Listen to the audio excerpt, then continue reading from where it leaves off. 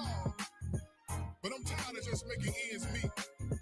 See, I want to be blessed. I don't want to be blessed. I want to be blessed to feel blessed.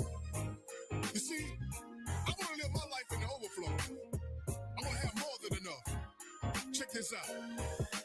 Well, it's time for me to start to elevate. Been down too long, time to graduate. Mount up my wings like an eagle, you see. Turn all my dreams to reality. Ain't nothing on this earth gonna hold me back from my heart desires. He promised that if I have faith, if I believe, faith the size of a mustard seed. I want to be blessed, to be a blessing. Prosperous life, no more stressing. That won't know me from the moon to the sun. He'll keep blessing me in every session. I got to do something with this life he give. His plan for me, that's what I wanna live. As long as I got God on my side, the hater just gonna have to let me fly. Yes, I am. In the overflow. In the overflow. I'm blessed when I go. Don't you wanna live in the overflow? Living. Yes, I am. In the overflow. In the overflow. I'm blessed when I go. Don't you wanna live in the overflow? Living. Oh, yes, I am. In the overflow. In the overflow. I'm blessed when I go. Don't you wanna live in the overflow? Living. Yes, I am. In the overflow. In the overflow. I'm blessed when I go. Don't you wanna live in the overflow? See, we got to speak that thing into existence. Because it's gonna happen. You gotta believe it in your heart, and in your mind, and in your soul. So you gotta repeat this after me. See what you say, so you can say what you heard. I wanna be living. I gotta be living. And I'm gonna live. Come on, you repeat after me. Come on, say it. I wanna be living.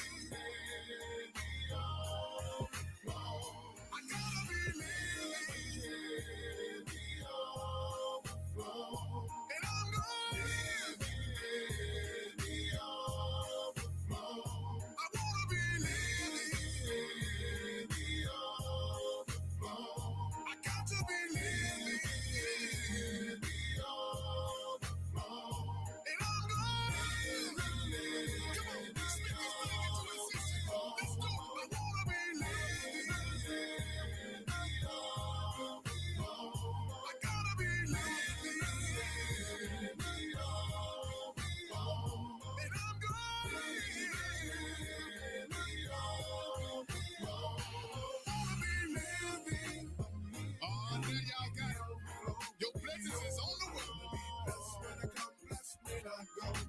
Don't you wanna live in the overflow? Living. I want heaven in the overflow. Right here on earth. Blessed when I come, blessed when I go. Don't you wanna live in the overflow? Overflow. In the overflow. In the overflow. Blessed when I come, blessed when blessed when I come. Don't you wanna live blessed when I go?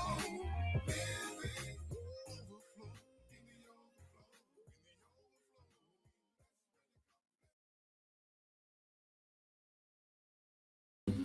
overflow. What's up? What's up? What's up, y'all? And welcome to Everyday Conversations with your boy. Let me get this off the screen right here. Bam! There he go. There he go. There he go. There he go. There he go. There he go. There he go. What's up, y'all? And welcome to the show, baby. What's going on?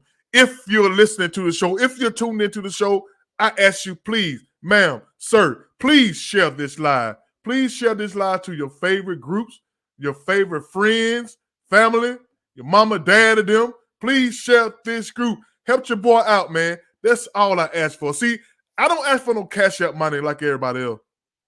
I just want y'all to share this live, man. And we're going to chop it up today. We got a lot to talk about today. We got Victor Hill in the news. He's been sentenced to 18 months. Y'all know Victor Hill, man, from Clayco County. he went from sheriff to prisoner, man. You know what I'm saying? Sheriff to prisoner. So for the things he did over there, locking people down in the what they call the death chair. And also we're gonna talk about what everybody else talking about, man. With the girl Sierra, man. What's going on with Sierra? And why does it seem that a lot of these black entertainers are pushing for women to be single? And most of these women are married women. Why are they choosing to push for black women to be independent and single while they are enjoying the married life? You know what I'm saying? So I don't get it. If there are any ladies out there want to come on and chop it up with me to answer these questions, tell me why are Beyonce and Ciara and Megan Thee Stallion, why are they pushing this single women thing going on, you know, to the black women? All the single ladies, and Ciara got this new song out, about single women enjoying the single life, and so forth. So, and she's been taking a lot of heat out there lately, man. She showed up at this Oscar after party with a see-through dress on, man, with a thong on up under it, and with a husband. So, do y'all think that's appropriate for a married woman to, wear things like that in public? You know what I'm saying? That's something you wear in the bedroom, with your husband. My opinion. That's my opinion. I think it was over the top what she did, wearing a see-through gown with her thongs on under it, with her butt out, titties out. You know what I'm saying? That's just my opinion. I think it's overboard, But hey, look, it's her business. Staying out of it. In my opinion, my wife wouldn't be wearing that like that. You know what I'm saying? I don't care how bad you will, baby. You mine. You know what I'm saying? That's for me to see. You know what I'm saying? But she been catching a lot of flack. And there's been a lot of things going on about black women, especially in the entertainment world, who are choosing to promote a single life and while they're married, enjoying the married life. And also, I got a financial advisor coming on, Hakeem Webb, to help you guys figure out your retirement plans or whatever money matters you have. Get your questions loaded up and ready to go for my boy. He's going to be on later in this hour around 7:45. But listen, we got some more topic to talk about, man. Especially the Sierra thing. It's a hot thing going on. Everybody's talking about that. I don't get it. You know what I'm saying? But my boy Victor Hill. I know a lot of y'all heard of Victor Hill. Supposed to be one of the toughest sheriffs in the state of Georgia, man. He got sentenced today, 18 months in prison for tying people down to a chair, man. I thought I had that video. But what's y'all thoughts on Victor Hill? What are y'all thoughts on Victor Hill? Or what are y'all thoughts on Sierra? Y'all want to get right into the Sierra thing, man. She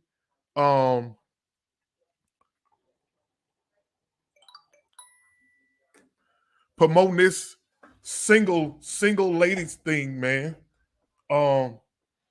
Daylight saving. How y'all coping with this daylight saving time too, man? Have y'all adjusted to the daylight savings or daylight? I call it daylight losing because you lose an hour. I know a lot of people struggle that first week daylight saving time. How y'all adjusting to it?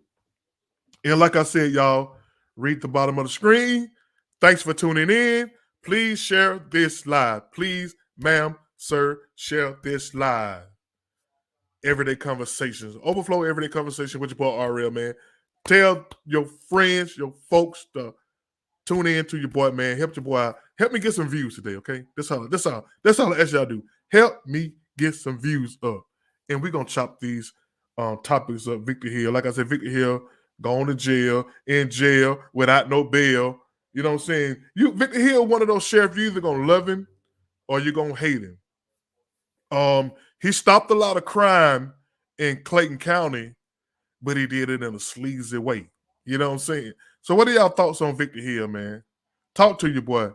Talk to your boy. Text to your boy. You know what I'm saying? What are y'all thoughts on Victor Hill? And if you want to come on live, I'm going to I'm going to post. I'm going to post this live link. If you want to come on live and chop it up with me, feel free to do so. I'm gonna put it in the chat section. What's up, what? What's up, Reed? What's going on with you, my brother? What's going on, my brother? Come on here and chop it up. Some of these. Come on, chop it up with me, my brother. You know what I'm saying? My young brother, man. My young hustling brother, man. How you doing? But anyway, y'all, Victor Hill, 18 months in prison. Y'all followed it. I don't know if y'all can see the in the comment section. Follow that link. Y'all want to come on live and chop it up with your boy? I got my hookah. Some of y'all just want to come see me smoke their hookah, don't y'all? I ain't gonna smoke my weed. Y'all want to see me smoke my weed live?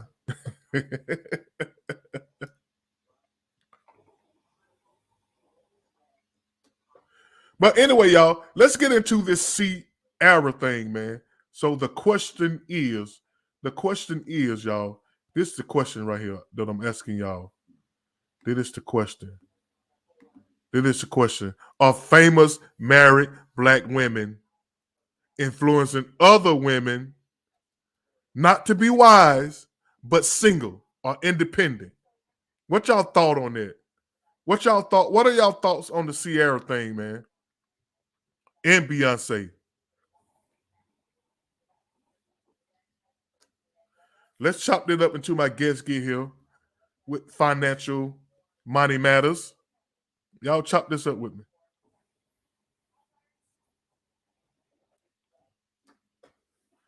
But anyway, let me play this video of Ciara, what she wore to the she wore this to the Oscars after party. Which one is it? Is it? Yeah, check this outfit out, y'all, and tell me what y'all think about this for a married woman, Ciara. What y'all think about this outfit?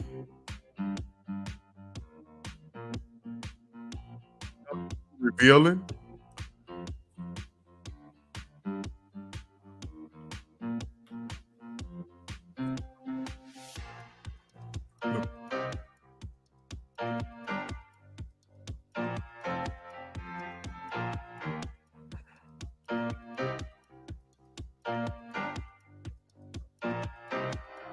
Bam.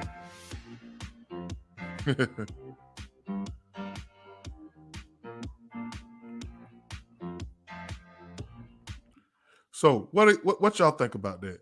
Huh? What do y'all think about Ciara's outfit? I'm gonna leave it up there. I'm gonna leave it up. Let me leave it up there for a second. Let me leave it up there for a second. Ciara. So what do y'all think about that?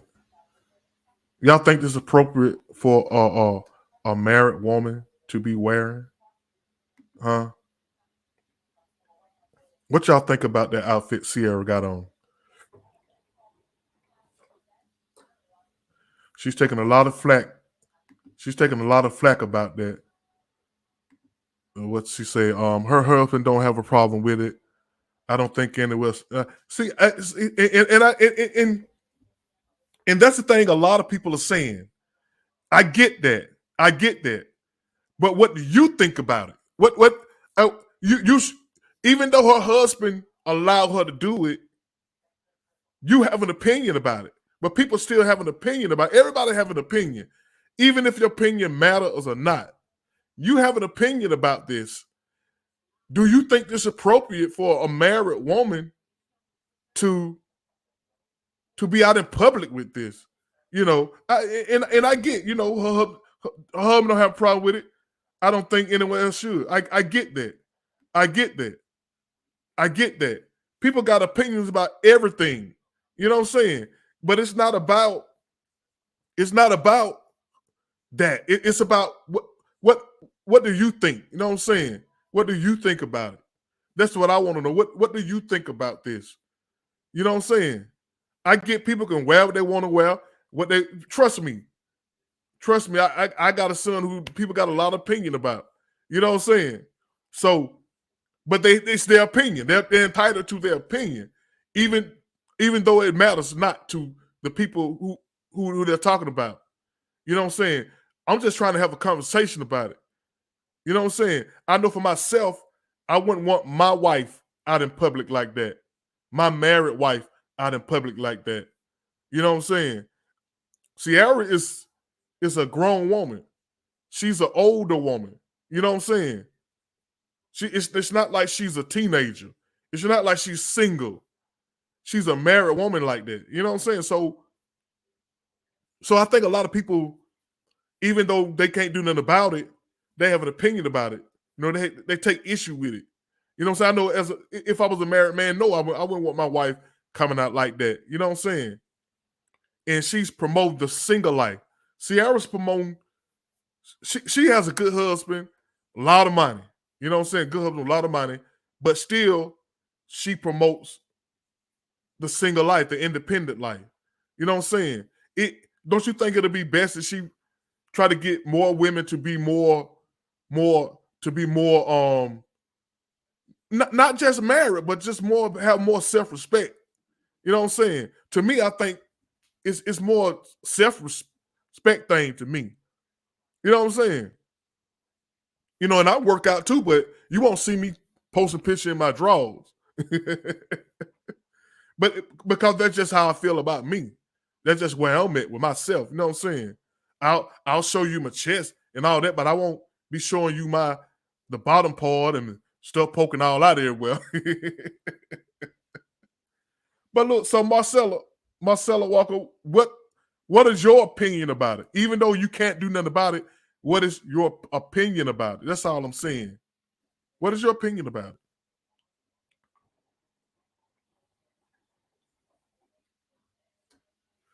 You have to have an opinion. Let me play another video. Let me play another video of what I'm talking about. How everybody is, you know, kind of going in, but going in with their own personal opinion. No, you can't do nothing about it. But you know, like I said, people can have their own opinion about it. You know what I'm saying? How would they deal with it? You know what I mean? Let me play this right here. Listen to the lyrics. Girls don't need no man. This is for the girls who love themselves. This is for all the girls that did it by themselves. This is for all the girls that's INTEPENDENT. This is for all the girls that be living stress free. This is for all the girls on a mission like me. This is for all the girls on a mission like me. On a mission like you? Bitch, you married. Sierra, if you don't sit your bored, attention-seeking, misleading black women ass down some damn where, the government needs black women single. Because when y'all are single, y'all spend more money than any other group in America. They want you single. We trying to live up to this hot girl, city girl shit, and our fucking leaders are in love. These bitches in whole relationships. These bitches teaching us how to hop on and off dicks, steal money from niggas while they sleep, and they over here living happily ever after. We keep standing at the bottom of the steps waiting for Megan and city girls to drop more songs with more instructions on how to fuck our lives up. These bitches is rich and in love, bitch, and we broke and single. Bitch, you want us to be hot girls, but y'all having a Sierra summer. Shit. This is for the girls getting money. This is for the girls that don't need no man. So this is what a lot of people around the country talking about right now. You know, Sierra, and not only Sierra, Beyonce. You know, she make a living off that too, making single women music. But you married. You know, so how do that? So either they think, either they playing on y'all women. They playing on y'all women. They know what y'all doing out there. And although they married, they're not trying to put out positive music. They're not trying to put out positive music so y'all can kind of like get on another level and find someone find a good mate. You know what I'm saying? It's almost like they promoting for you to stay single. You know what I'm saying? That's what a lot of people are saying, you know, around the country. So what are y'all opinions about that? I would love to know you all's opinion. You know what I'm saying? I would love to. Please text, ma'am, sir. Please text something. You know what I'm saying? Let me know something. Let me know you're out there. You know what I'm saying? And please share this live if you may. Please.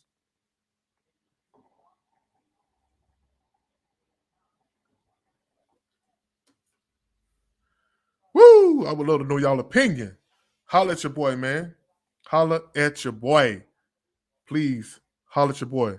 So the thing is that, and I don't know if, and I don't know if Russell Wilson, I don't know if he had a say so in that matter anyway. You think Russell Wilson had a say so in that matter? What she should come out the house in? You think Russell Wilson never said, baby, you gonna wear that? You know what I'm saying? You think he agreed with it because he liked it, or you think he agreed with it because there was nothing he could do about it? You know what I'm saying? Because I don't see a man. I don't see the average man allow his wife to come out like that. You know what I'm saying? I told my daughter posted a picture that I thought was inappropriate, and I immediately texted her and told her to take that down, because I know when men see women half naked, they're not thinking about her intellect. They're not thinking about your intellect. When a man sees a woman like that, he's thinking about her in a sexual way. And maybe that she want to be seen in a sexual light. But you got your man. You got your man. Who are you trying to prove something to, Sierra? Who are you trying to prove something to through your music and the way you still carrying on dressing? And you talked about this prayer that you made to God to bring you a man. You say you made a prayer to God about bringing you a man, and he delivered. And you still want to promote single music and still go out like you a single woman. So what y'all think about Sierra, man? You know what I'm saying? I've seen a lot of posts on Facebook and Instagram about this. People just giving their opinions. You know what I'm saying? Not that you can do anything about it. It's just a conversation piece. You know what I'm saying? Sometimes people just want to have it's just a conversation piece. Not that people can do anything about what Sierra's doing and the music she's making, how she's dressing, her or Beyonce. It's just a conversation piece between us regular people. You know what I'm saying? What do we think about it?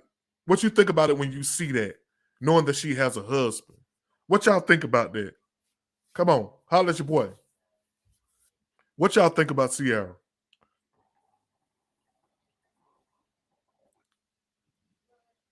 Why I smoke on this hookah? You know what I'm saying? I know some of y'all just want to tune in, but come on, engage your boy. Engage your boy on it. I'm trying to hold it down by myself. You know what I'm saying? And if y'all want to come on, I put the link in the comment section. Follow the link in the comment section. Come on and chop it up with me. Everybody, after the show, everybody be talking about, I want to come on and say something. You have the opportunity every week to come on and say something. I know some of y'all shy, but don't be shy. Come on and chop it up with your boy. What do y'all think about this Sierra situation? Let me put this back up here again. Let me put this picture back up here again of Sierra. What y'all think about that? If you was a married woman, would you come out like this? Would you come out like this? And if you was if you're a man, would you allow your wife to come out like this? You know what I'm saying? Knowing she's married, and she got her man. You know what I'm saying?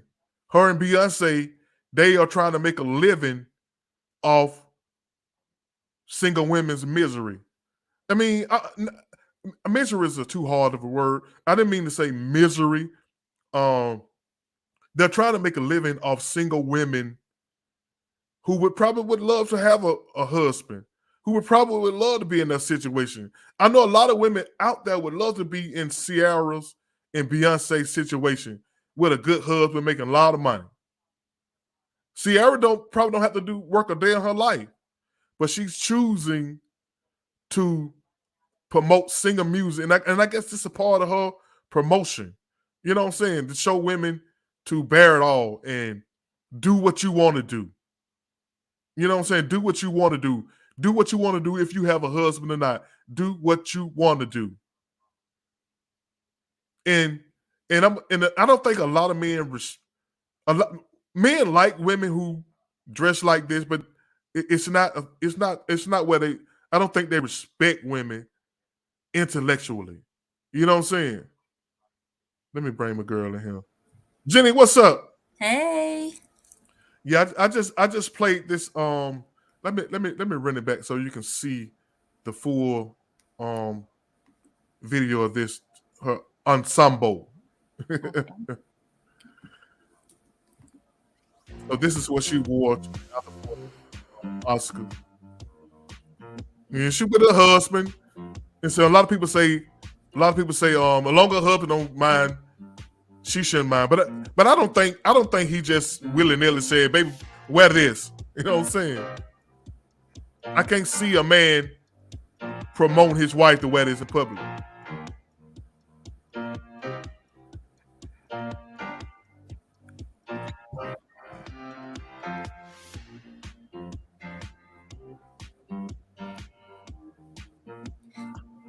That's a lot.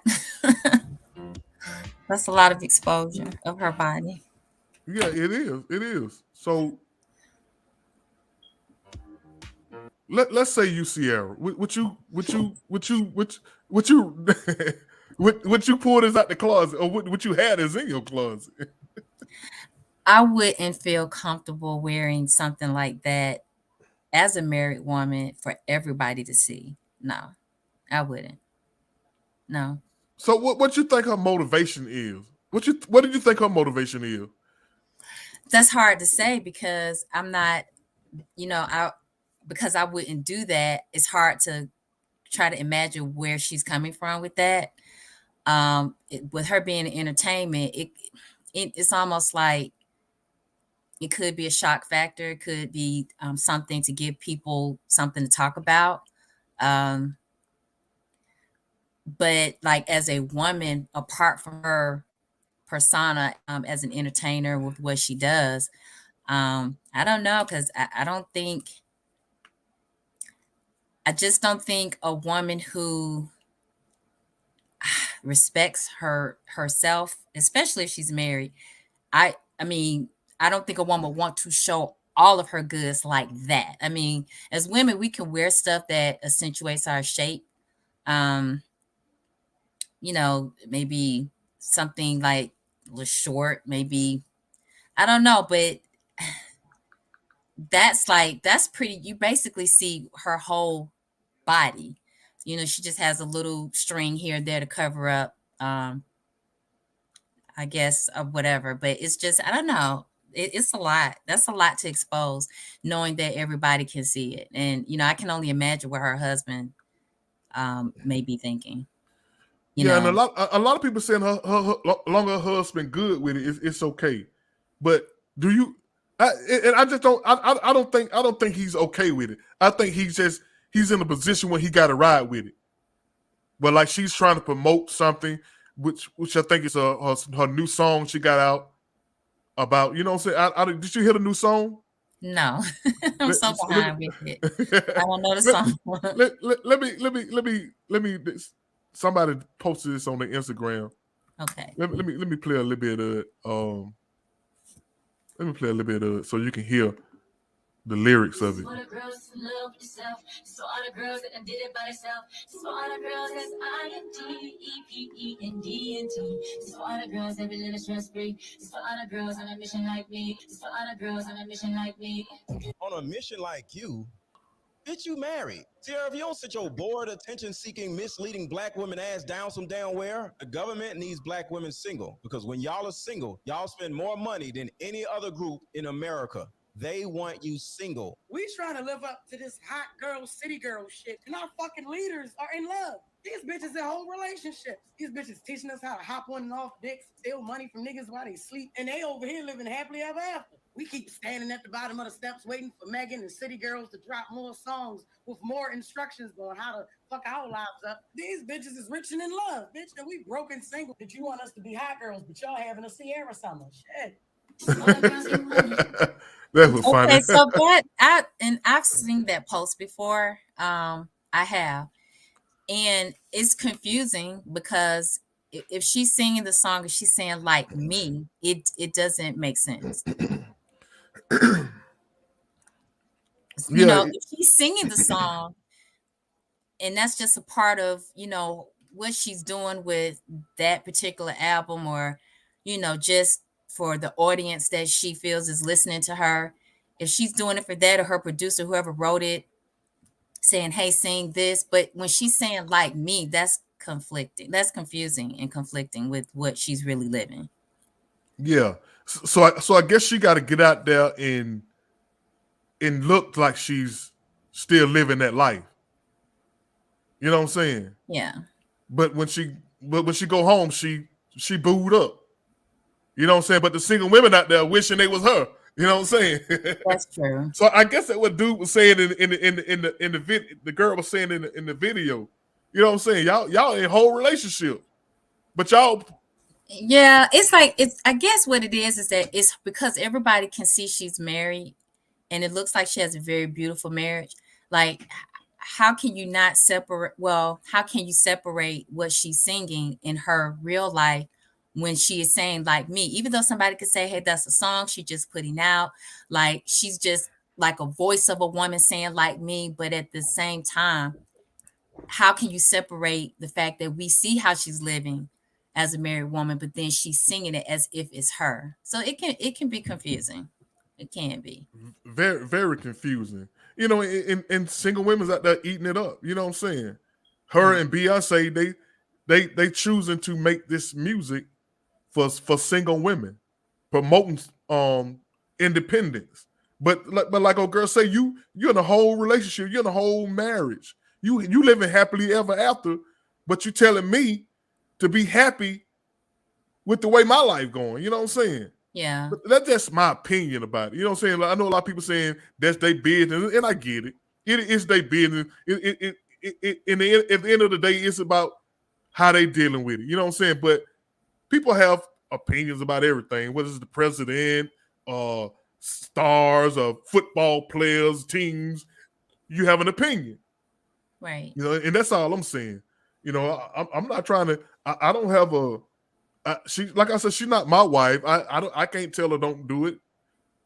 I Yeah. just don't understand why she's choosing this route when she can do more. You know, did she say she made a she prayed about her husband? Yeah, that's what I was just getting ready to say, is that she moved a lot of women to want to be married and wishing to have um, something of what she is experiencing as a married woman after all the things she had been through in prior relationships, and one in particular. So it moved women. I can remember women saying, what was the prayer that she prayed? I want Yeah, to prayer.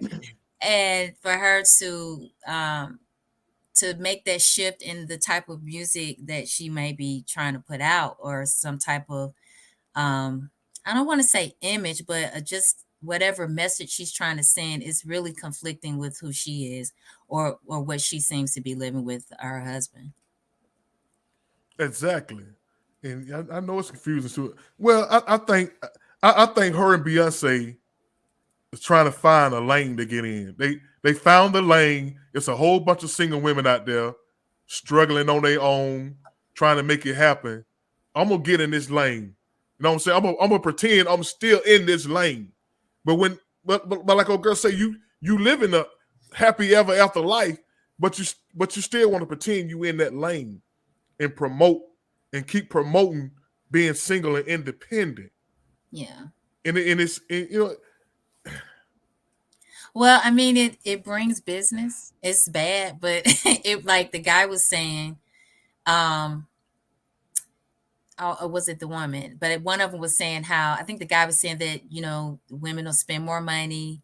There's money to be made in that whole group of or sect of women that don't have husbands, because we may act a certain way within that, spending more money on, not saying that a woman who's married won't keep herself up, but just the money, of keeping yourself up, and you're making sure you got your own, so you're doing more for yourself, which is cool. That's a part of being single. But it seems like there's some aspects of more money to be made off of that mindset, keeping women probably in that place. Yeah. I mean, and I guess that's what sells, sex sells, Sex, yep. singlehood sells, because you make the music, and it's influential. Like the music, when we listen to it, whether we want to acknowledge it or not, we subconsciously take in the words of a song, and if we listen to it enough, it kind of creates some ways within ourselves that we start to take on how we move. So it makes money, but it may not be the best when you're trying to talk about building a society of couples where, again, your children are going to be in a better place. And I mean, if you want to break down society, keep doing stuff like this. So yeah, because that one song, when you're in the club, they put that one song on, and all the single ladies get out there on that dance floor. It Beyonce, all the single ladies, all the single ladies, here they go, girl, ooh, girl. I like that song. I think it's a cute song. All like the single ladies like it. All the single ladies. I guess if you're single, then you like And the married women sitting back like, I guess she ain't talking to me. You know what I'm saying? Well, she does say in the song, if you like it, then you should have put a ring on it. So she does say that. So I give her that. But I just, like I said, I think this song, and like I said, I hadn't heard it till you just played it. That she's saying like me. It's just it's like confusing. It can be. Yeah, I don't see how her hook agreed with that. You know what I'm saying? That's what you know what I'm saying? Yeah. That's just one man's opinion.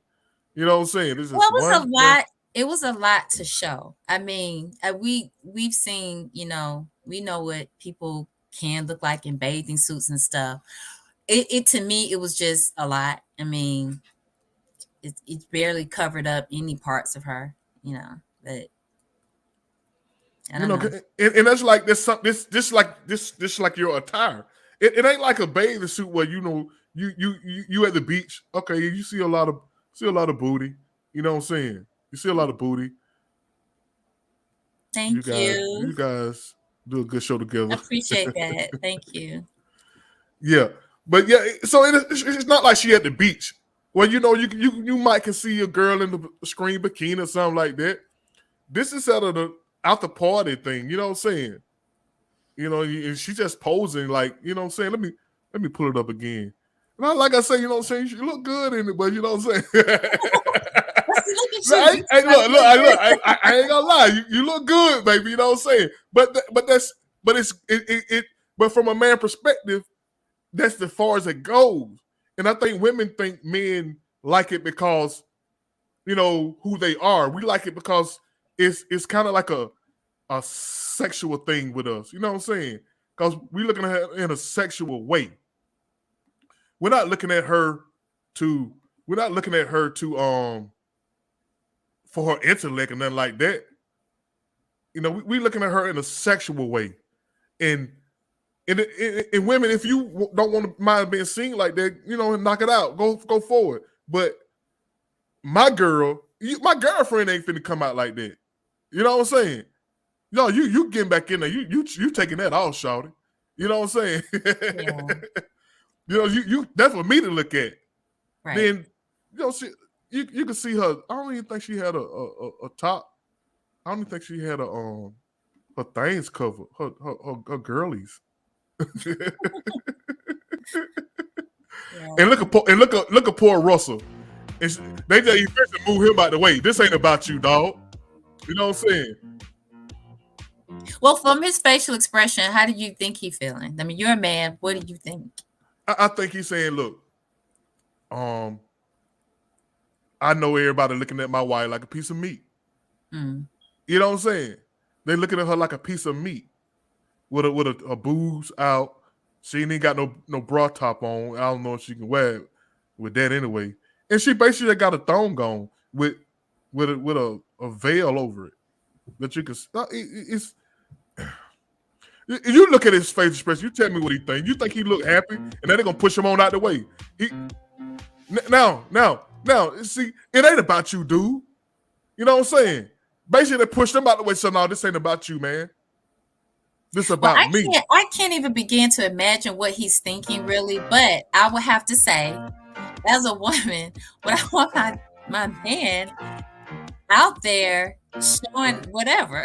I mean, I know men typically would not be exposed like that. It's sad to say, but women, we get exploited like that. But in my mind, I'm like, as a woman, I want my husband, if I was married like that, to be just open and you can see just parts. I don't know, like there's not much y'all can do to dress a certain way that would expose a lot. Y'all don't have, but so much that y'all could show. So y'all don't have attire that could put y'all out there. Thank you. I mean, you don't really have much to be exposed. Women do. So I guess we got a lot to expose now. Well, yeah. Okay, so now reverse that. What if you out there? What if it's him and she just everybody that'll see him and he got on got on his Magic Mike. What if he got on his Magic Mike outfit? Okay. So as a woman, for me, I probably would be like, damn, women probably want to eat him up. Like I would be feeling like he's on display for women to just lust after him, want him, and not that a woman cannot want a nice looking man, whether he's married or not. But what I'm saying is that it's almost like you're put in a position to have to feel that, knowing that everybody can see it, because there's a classy way to be. And when you're classy with how you dress, people can still desire you. But I'm saying it's almost like when it's like that, it's a whole nother spin to it that's just different than somebody just thinking you're sexy or somebody thinking, wow, they're attractive. I mean, that's life. You walk through every day, you see attractive people, but that's like a display of a person's physical body. So only her husband should be able to really see all of that. Yeah, I mean, we shouldn't be able to now know what Sierra looked like when she in the bed with her husband, but we do now. But yeah, okay. But anyway, we gonna move on. We got a awesome financial advisor coming in to give y'all some pointers on how to invest your money or whatever kind of money matters issues y'all got. We're gonna throw a couple of questions at him and see how good he know what he know. You know what I'm saying? We're gonna see he know what he know, man. So without further ado, y'all, I introduce to the screen Mr. Hakeem Webb. Sir, how you doing? What's going on? Man, I'm doing fantastic. I know you didn't say see what I know or something like that. Oh my goodness. It's gonna be hard to find somebody to know more than what I do know. That's why we say you the expert. You the expert, man. Yeah. Okay, so tell everybody who you is, man, and what you do. You know what I mean? He's gone. Hold on. I appreciate my bad. Thanks for having me on. I appreciate Vanessa for introducing us. I'm Hakeem Webb, and I'm the founder and CEO of National Christian Financial Advisors, a full-service investment advisory firm. And what you do? What that entails? So that covers pretty much from basic financial management all the way up to institutional things like we've seen in the news today with Silicon Valley Bank and advising CEOs and CFOs on how to manage their corporate cash management accounts, how to manage their pensions, how to manage their retirement. So it can go from little mom and little dad trying to get grocery monies right from that paycheck and trying to help them to get from paycheck to paycheck, or dealing with a CEO, whether it's at Citizen Trust or whether it's at the state level, or if you someone who needs help in your pension plan, your retirement plan at Children Healthcare or Emory or Georgia State. So, and everything in between. So we do pretty much anything and everything when it comes to finances. Okay, that's what's up. So, Jenny, you got any questions for Mr. Webb? Well, I do. So Or anybody tuning in, y'all just post your questions in the comment section, and we'll pose them to Mr. Hakeem Webb. all right, it's And nice. please to call meet me you. Hakeem. Please call me All right. Hakeem. Okay, Pleasure to meet you. we'll post them to Hakeem. You know what I'm saying? There we go. All right, it's nice to meet you. Pleasure. So with the banking system, with some of the things that can go on that we've seen, especially recently in California, do you think that it's more safe to put your money in like credit union banks as opposed to like national banks? Excellent question. And I'm sorry, is it Jenny? Yes. Jenny, you're gonna bring out some good humor in me with Jenny. So, Jenny, is it safe to put your money in the national banks, the regional banks versus the credit union? Is that what you're asking? Well, is it more like the opposite? Is it better to put your money like in a credit union bank as opposed to like a national bank? Excellent question. So if you are an individual and if you are a W-2 employee and you're an individual, you should not have your money in a regional or national bank Okay. to start with. Your money should, if you're going to bank, you should start with a credit union first. This is where you should put your money. I'm a big believer in credit union for individuals and families who are W-2 employees getting the paycheck. Start putting your money in a credit union first. They're going to be the most friendly. They're going to give you the best types of products and services. Right. They're not designed to make a profit off of you. You actually are there to benefit from everything they do. As a shareholder or a member of the credit union, you get benefits as well. Same thing goes for utility companies. You know, Greystone works the same way. So instead of going to the big utility companies, go to Greystone and you're going to benefit as a member. And so instead of them making massive profits and giving it to only shareholders, you get the benefit as a member. Then if you have a business and if you're doing business in multiple states and you need certain type of business products, then you move to maybe a nice regional bank. Okay. And then the more business you do, you just keep expanding. If you have to do things on a national, international level, then you move to some of the big banks. Okay.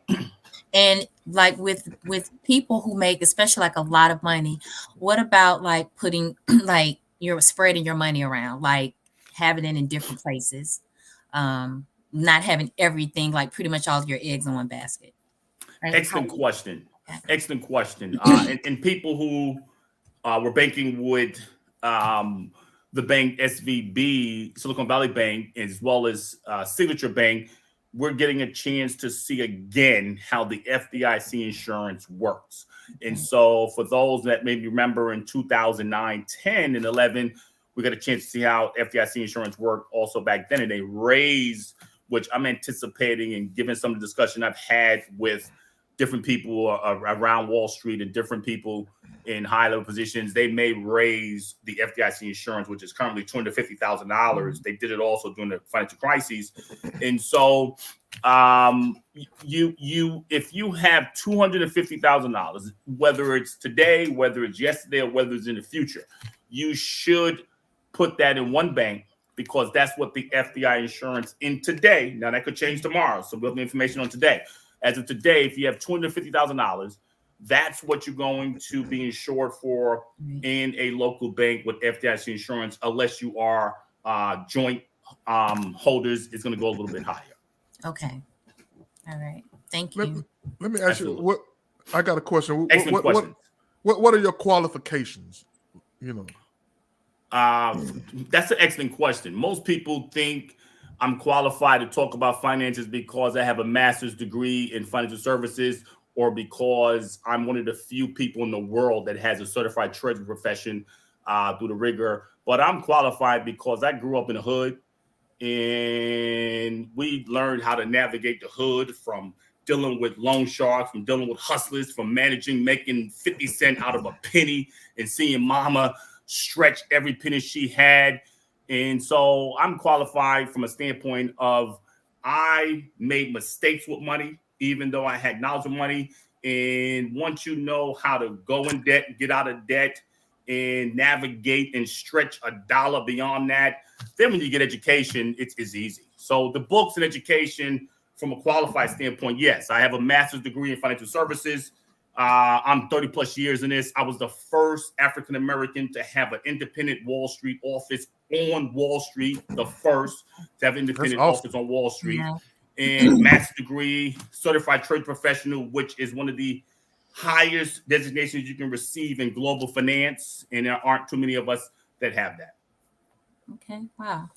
So you decided to get into this profession because did you see a need for it, or did you thought it was a good way to make money? Oh, that's an excellent question. I got in this way to keep from going to jail and keep from getting shot, because I grew up in the hood, and you either was going to play basketball, you're going to play baseball, football, Golden Gloves, which I did all of the above, or you're going to hustle. And if you hustle, that means you're going to either get shot, killed, or end up in jail. And so, there was nothing but massive hustles around me. We saw that game. They kind of protect me from going, heavy into that. And then you start to realize, well, wait a second here. If you're going to hustle, you got to find a place to put the money. And you're seeing that right now with cannabis companies. And so, I have mixed views about the cannabis companies. They got a lot of brothers and sisters locked up doing 15, 20 plus years selling marijuana, as we called it. And now they're selling it and calling it CBD and cannabis. And they didn't get those brothers out of jail. Those sisters are still in jail. Now you got a group of people making a mint on that kind of money. Right. And they can't even bank yet because it's still a federal crime. So for me, it was similar to what Biggie said. You're trying to hustle to put food on your table. You're trying to hustle to help mom out. And so I was always good with numbers and math and entrepreneurship. And I was fortunate enough to get access to people that cared about me, helped mentor me, brought me to the corporate game. And when I got in the corporate game from high school, I was pretty much going into my junior year in high school. It was like, hey, wait a second here. I'm going down to Wall Street. I'm learning about Wall Street. I'm with white people. I went to school with predominantly Jewish people and matriculated between predominantly Jewish people and some Italians at different times in my life. My mother, being a single mom, she got evicted multiple times. And so we had to go to different schools as that was navigating. And I was fortunate. I got into an internship, had great mentors. The late Reginald Lewis was a mentor of mine, first black billionaire. Darwin Davis Sr., may he rest in peace, mentor of mine. And I got exposed to Wall Street early. And then people was like, geez, you're going to Wall Street. How many blacks on Wall Street back then? How do you know about this? What do we know about this? And many did not, nor did I. Fortunately for some of my Jewish classmates, they knew about business. And a good friend of mine, Michael Chalif, his dad, was an accountant and shared some things with me that gave me more exposure. And it was like, well, you know what? I can do this. And as I got, like I said, into high school, I got into internships, got into corporate doing junior internships. And then I realized, you know what? These guys aren't smarter than me. Just because they have privilege and just because they have access and mom and dad have a little bit of money, they're not smarter than me. And guess what? They don't even got to hustle like me. They don't know how to grind and hustle because they're privileged. And I began to excel. And from that excelling, people just opened up more doors for me. And I was able to continue to excel, get into some gifted programs while in college, got yanked to do some great work on Wall Street and just continue. So it was more about not wanting to end up dead or in jail on a run, and then really to get mama out of the hood and then ultimately come back and help our people. First and foremost, I wanted to help our people because our people really then nor now know a lot about money. We do have some millionaires and we have some billionaires, but they still do not know high finance. Just because you're wealthy as an entertainer or as a professional athlete, that doesn't mean you know high finance. That just means you sang well, you ran between the gridiron, you dribble a good ball, but it does not mean you know high finance. And we see that based on what they buy and how they live. Okay, we have a question from you. You say you hang with the Jews, so I know you know about the money. So, Yeah. but anyway, Mike Neely has a question. He say, moving forward, where should we put our money? Stocks, bonds, crypto, savings, 401k, etc. Excellent question. And so you can put your money in all of the above. You can put them into stocks, bonds, crypto, savings, and you can do 3 of those things within your 401k. Not too many 401ks will offer you crypto, but if you do not work for an employer and if you are self-employed, and we have the ability to help with all of these things, of course, you can open up an IRA. And so if you do not have a 401k or 403b or 457 plan at work, or if you self-employed and you are earning money and you need to save it, well, you got to April 15th to make moves with that money so that you don't be taxed on it all. And so we can help you set up an IRA. We can help you set this up. And you can put away, roughly $6,500, and that IRA can be placed in crypto, bonds, stocks, et cetera, et cetera. Excellent question. He says example of high finance. Perfect example of highest finance is what we're seeing right now with the bank, SVB, and that's high finance. Even though they've been running this bank that pretty much catered to Silicon Valley founders in the tech world, the biotech world, and so forth, and they pretty much finance most, I'm going to say about 92, some reports at 96% of all of the newly formed corporations in America was financed by this bank. Let me ask you before you get out, for the people who are illiterate out there, what is high finance? That's what he's asking me right now. So I'm going to break it down to you. So everyone have seen Silicon Valley Bank get saved by the regulators, right? I'm sure everyone has come across that. So they're banks, just like Citizen Trust Bank is here in Atlanta, and other banks that you may bank online. If you're dealing with your Cash App, that's a bank. That's a digital bank. If you're dealing with Greenwood, that's a digital bank. These are all banks where they take deposits like savings and check-ins and other products. So Silicon Valley Bank is a bank. And this bank takes your savings and check-ins or your CD money and whatever else you're using it. They take that money. They go out and invest it or they loan it. And if they loan it, they're going to loan it to you to get a car. They're going to loan it to you to get a house. They're going to loan it to you with your credit card. So they're taking your deposits the longer they are out, and they're going to loan it and make the difference between what you are earning on your savings or checking or on your loan, and then reinvest that and try to earn more. That's banking 101. Or they go ahead and invest it. And so in the case of Silicon Valley Bank, they borrowed money in through short-term deposits and even things from the Fed that's supposed to roll over every night or so, give or take a few. And they decided to take that money, not only make loans, but they decided to buy 30-year bonds because they wanted higher interest on their money, which everyone should want high interest on their money. But here's where they went wrong. Now, that's high finance. That's high finance right there.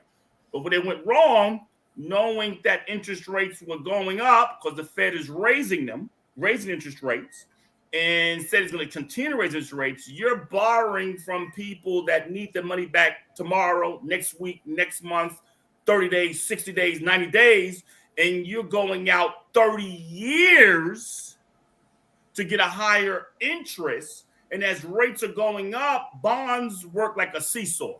You might only want to ever sat on the seesaw growing up in the park. And so you know what a seesaw is? Yeah. Robert. So the seesaw goes like this, the seesaw goes like that. And if you from where I'm from, you're going to get somebody up here and then you're going to jump off and they're going to hit the floor. And so that's not a good friend, but that's what we did. And then you got back on there and did it again. And so bonds work just like that. So when interest rates are going up, the price of that bond is going down, or the value of it is going down. So Silicon Valley Bank knew that interest rates was going up, but they still was buying these 30-year bonds. And so they was losing the value of those bonds to where they couldn't manage it any longer, and it imploded on them. And then as the news came out, people decided to take their monies out the bank and 92+% of their depositors had more than $250,000 in their savings and checking accounts. So they was not insured beyond that. Wow. You have another question? If y'all have a question to pose. And so before you finish, Hakeem, before we move on, so here's high finance. That's what they were doing as banks. So they're making loans to help startups, all of those Silicon Valley .coms, biotechs, companies. You see some of them on Shark Tank that don't make it but go else place to get money. All of these startups, every startup you can imagine, they financed and gave loans to and helped get loans and helped get established. 92% of all the startups that you can think of was financed from this bank. That's a lot of people and a lot of institutions who they helped get started. They were even taking people that didn't even go public and giving them money on what their stock may be in the future before they go public. So there's a lot of issues with that. And then, so now, what's high finance? Many people asked me a couple years ago, what do you think about Greenwood? And I said, I'm not going to talk bad about our people. I mean, God bless them. I wouldn't recommend it because you're taking money from a small pot of people and spreading it even thinner. There's 24 black banks at the time that was in the country, and they all had less than $1 billion in assets in their bank.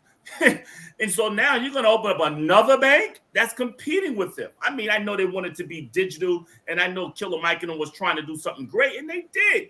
But why not consolidate the 24 black-owned banks, get your capital above $1 billion, make more loans in our community instead of waiting on politicians or other people to come help us out? That's high finance. And then keep growing. So now you got Silicon Valley Bank. They're trying to auction off their assets. So 90+% of all the startups have a loan with them. So you can go there and say, I'll buy the loan from the bank. And now those particular startups have to pay interest to you. That's high finance. And then those 30-year bonds that they bought it, let's just say they bought it at par, which is just for argument's sake, says 100, right? Now, since interest rates going up, that 100 is now 70. So I give you $100, Robin and Jenny, and tomorrow you just open up your wallet and all you got is $70 there, just because it just dwindled away because interest rates. And now you got to report that. So your assets are lower and you don't qualify anymore. That's why the bank began to have a run.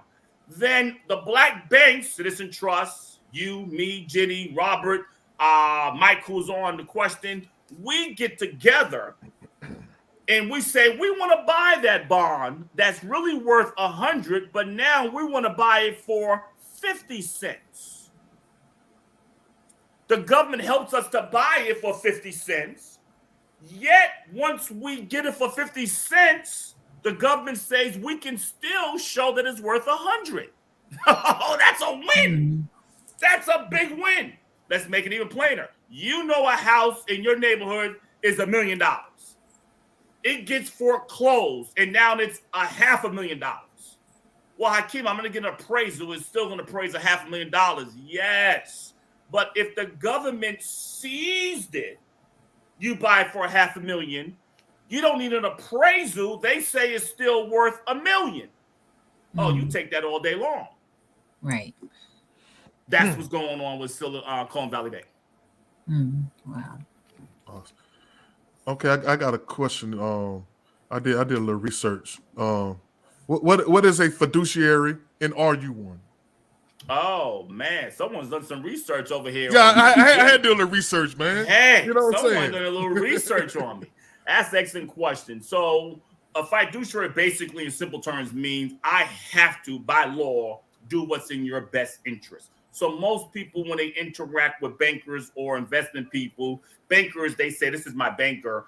nothing's going to go wrong with this banker. I'm going to go and put a checking account together or a CD together. They're going to recommend me to the guy on the other side, and they're going to help me to get insurance or help me up on my brokerage account. And because I just trust the bankers. Well, we see that shouldn't always be the case. Right. Then when you go on the other side and work with the investment person, he or she is what's called a registered representative.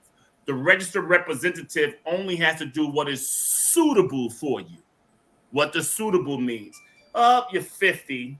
You got $100,000 and you don't need the money for another 3 years. So he's going to put you in something that is going to go up or down over the next 3 years. That's suitable. Me, I have to do what's suitable, but I also have to do what's in your best interests ahead of mine. So that particular investment he or she may have put you in, maybe he's putting you in that investment because his or her compensation is going to be a 10% commission. That's not bad. 10% on $100,000, boy, we partying tonight. And so, but that may not be in your best interest. It may be in his or her best interest because they're going to get $10,000 in the commission. I have to do what's suitable and what's in your best interest. And so therefore we offer no commission products and we manage money on an asset fee. So when you do better, I do better. So you are a fiduciary. I'm a fiduciary. Okay. Highest level in the industry which pertains to working with customers. Suitability is basic. Fiduciary is the highest thing. Okay. Mike has another question. Would it be a good idea to invest in real estate to stop gentrification, especially in places like Southwest Atlanta, Adamsville? I guess it's where he's from. And where are you from? I don't mean to interrupt you, but I'm in the Metro Atlanta area, and I have a couple satellite offices around the area, Buckhead and a few others as well. Oh, okay. Gentrification. I have mixed views on gentrification. Of course, I know what it means. And gentrification is what I refer to is you're dealing with a problem afterwards. And I don't like to deal with problems afterwards.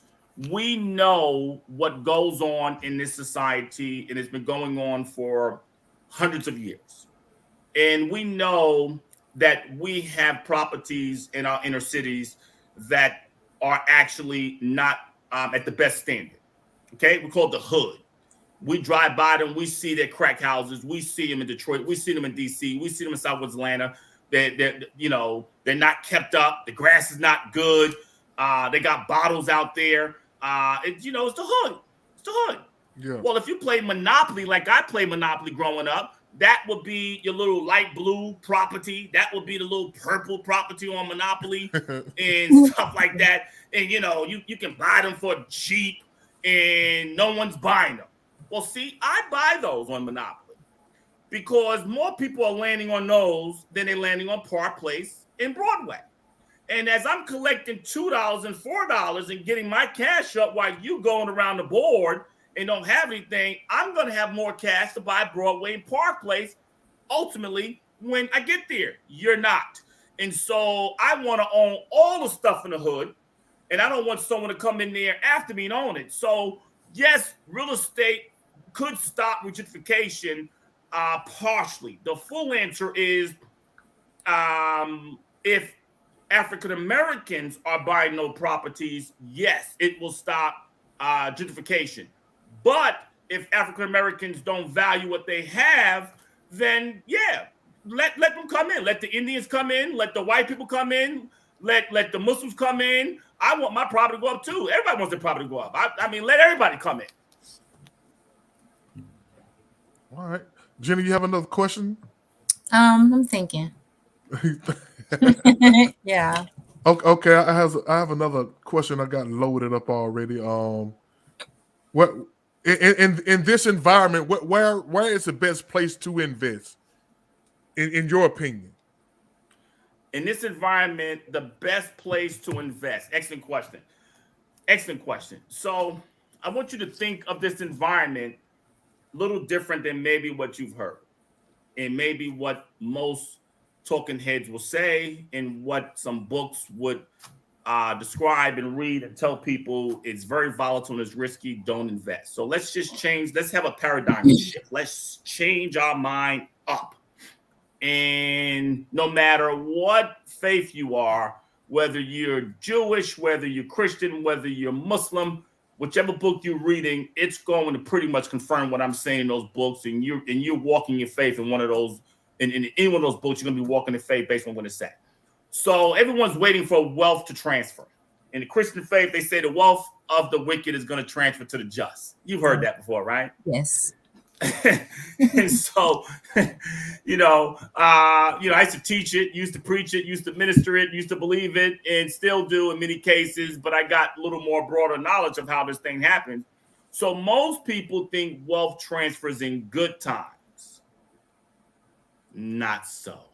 Right. So they only want to invest their money in good times. That's not so. Money accumulates in good times. Money never transfers in good times. Money transfers in bad times.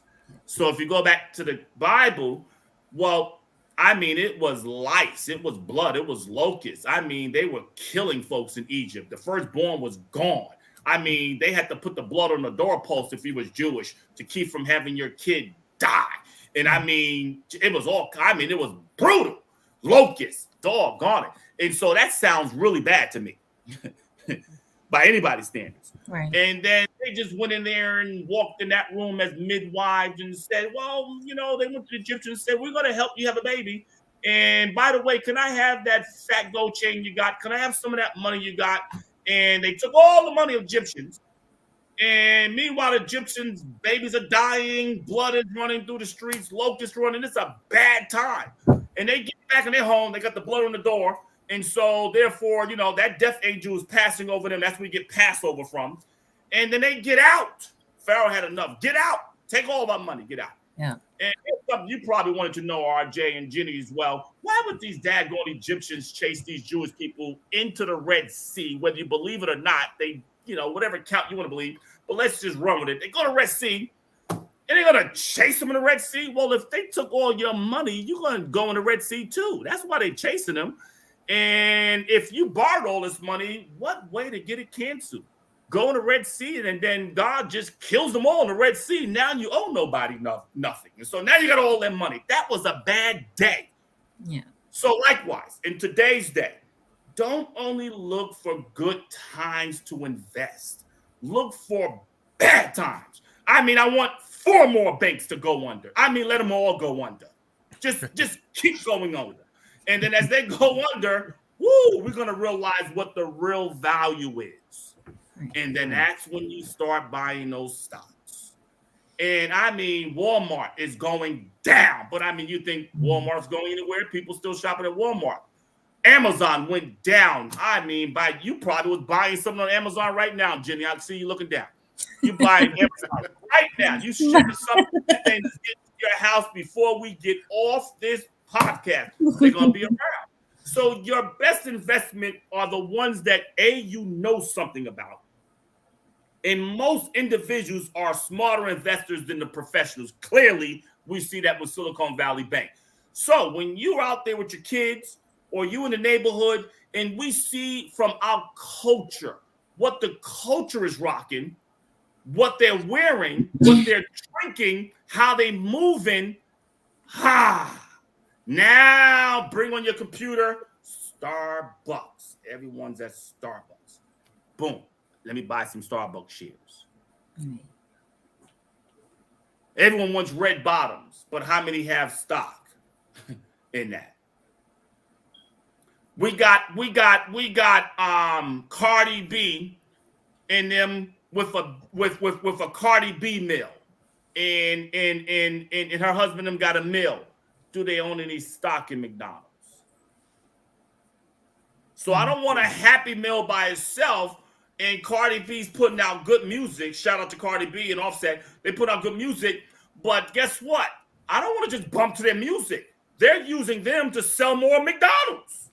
So I want to be able to buy some of McDonald's stock because I believe Cardi B and Offset going to get a lot of us to go buy some Happy Meals.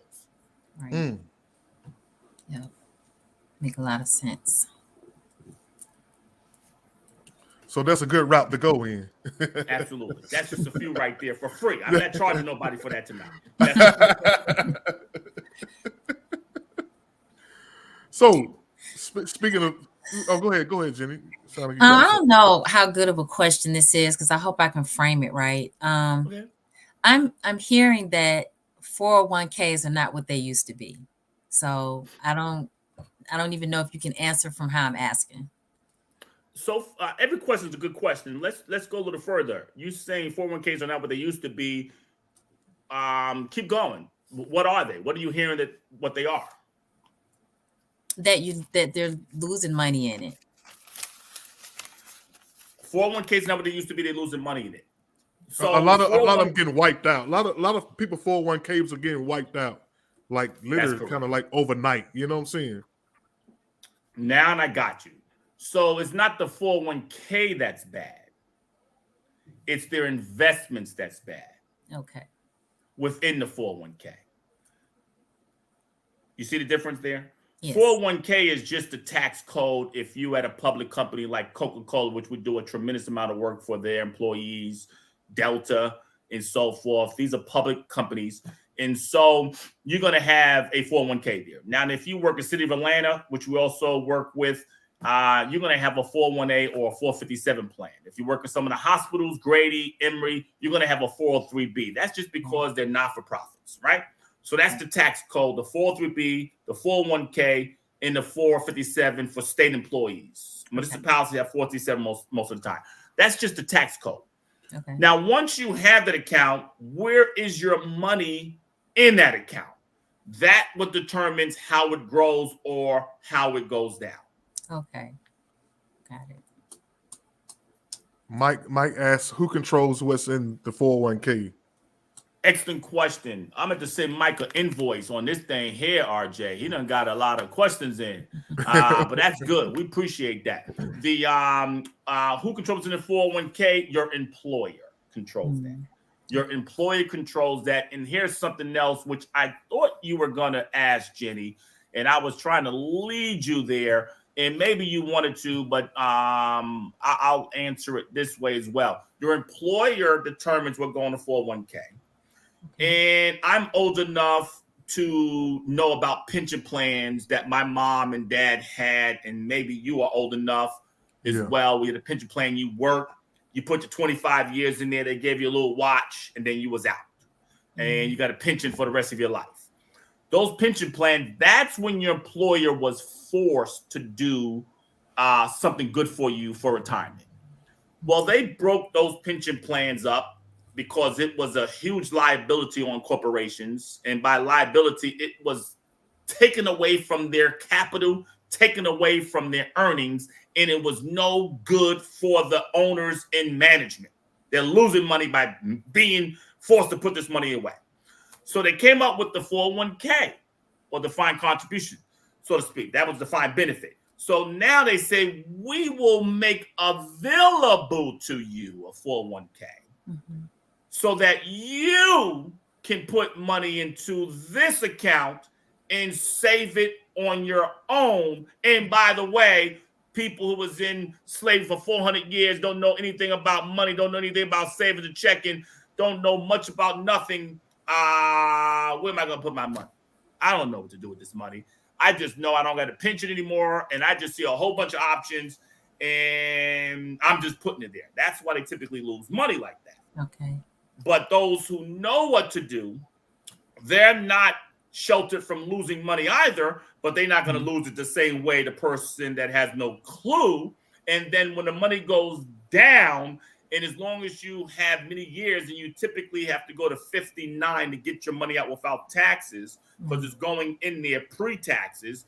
And so if you have 3, 5, 7, 10 more years, remember what I said. You now want to put more money into that retirement plan when the markets tank. You want to put more money in there. What do I mean, Hakeem? Excellent question, Jenny.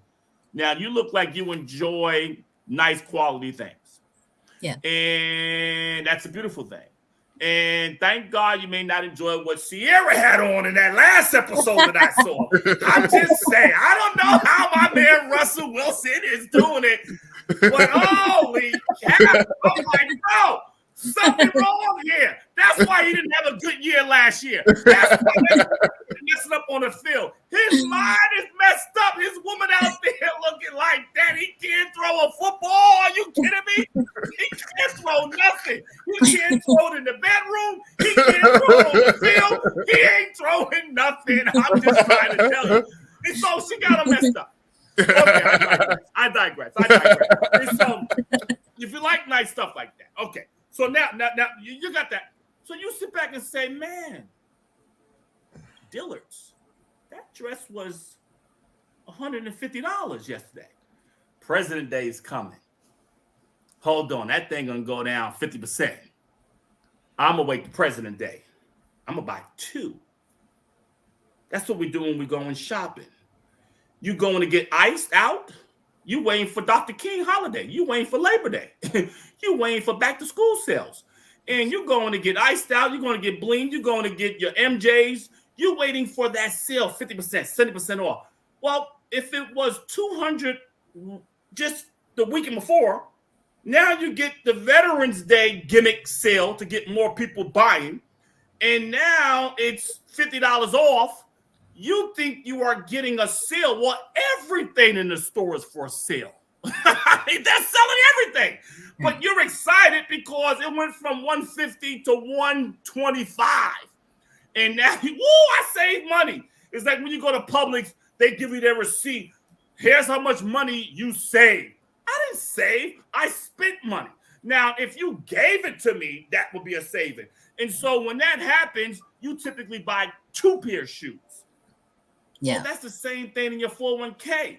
If yesterday Charles Schwab was one price and management is still good, they still manage a lot of accounts, and it goes on sale by 25% or 50%, then you're supposed to buy 2 shares of Charles Schwab. And then it goes back up. That's how you accumulate wealth and transfer the wealth. Okay. Awesome. Same way we do it. Same way when we're going to buy everything else. When we're going to buy shoes, hats, fitteds, hoodies, bling bling. We're shopping on quote unquote sales, and we're buying 2 of those. Give me 2 of those bats. Give me 4 jeans. We're going in there balling out, thinking we balling out, come out the store with 5 pair of jeans and 2 hoodies and 2 pair of MJs because they're on sale. But then your 401k goes on sale, and you say, I lost money. No! Tell your employer to put more money into your 401k. Call them up, send the form in. I want you to take more money out of my check. That's going to reduce your taxes. You're going to buy more shares for less. And then when it goes back up, then you can say more money, more money, more money. Okay, makes sense. It's good information. So let me ask you something. So how did you get started? Like, how did you get started? And like in your 401k or if I walk into your office, I need a financial advisor. Where do we start at? I mean, what? Excellent. We give you choices. You can do it online, and you can go to our website. That's www.ncfainc.org. Upper right corner, Cyborg Advisors. You can click on that, and you can do it online. And even though it's online, you can open up your account in less time than it takes to drink a cup of coffee. And you still would have professional advice in a professionally picked portfolio, unlike some of the other do-it-yourself platforms. They make you completely do-it-yourself.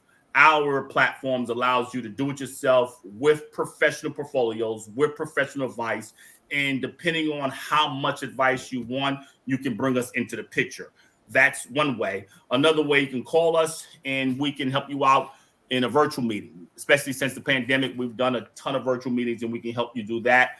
And you can meet with us either in our office or in your home, and then we'll help you set it up that way as well. So will you guys be like working hands-on, or kind of like choosing a doctor? Like, this is my physician? You know, I go to this doctor all the time. Or is it like a corporate like thing? Like, I don't know who I'm gonna be dealing with. I'm just, you know, putting my money in and allowing them to make decisions for me. Or will I be like dealing with everything's like gonna be personalized? Personally? That's correct. Everything will be personalized. That's correct.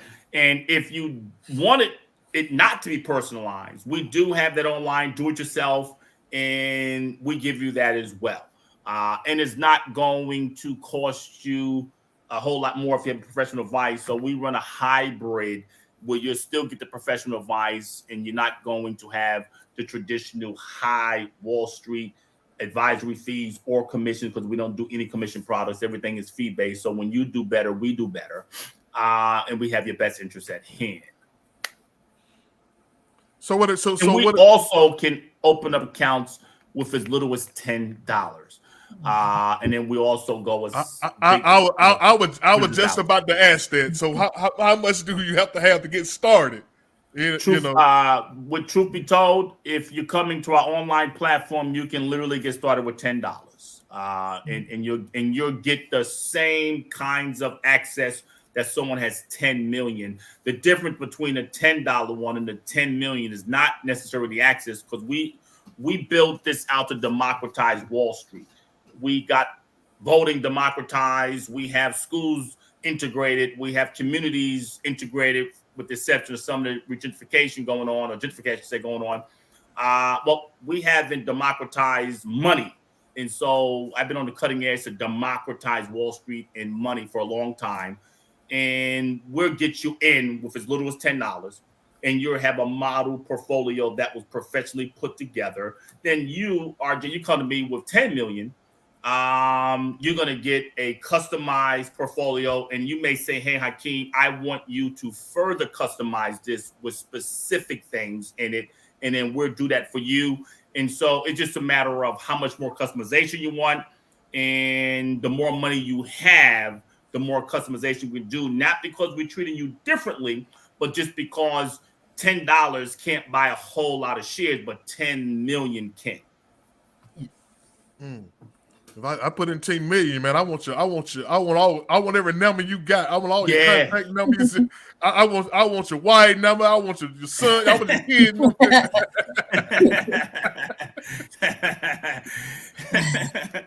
No doubt.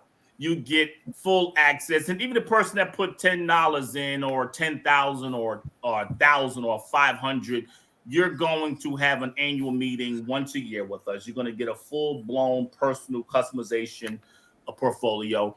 You just don't need me reaching out to you every quarter, because your account is just not as diversified in terms of how many positions you have and the types of things we're doing for you.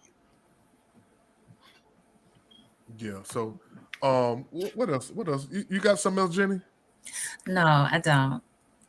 I'm learning though. I'm hearing a lot of good stuff. Here's something for you.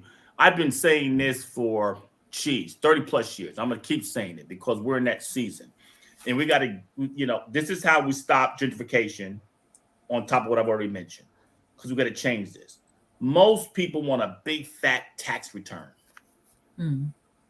We know that in our community. They want a big fat tax return. You don't feel like you had a good tax year until you got that fat tax return. Come on, tell the truth. Yeah. He got me 8,000 back. He got me 10 racks back. Girl, shoot.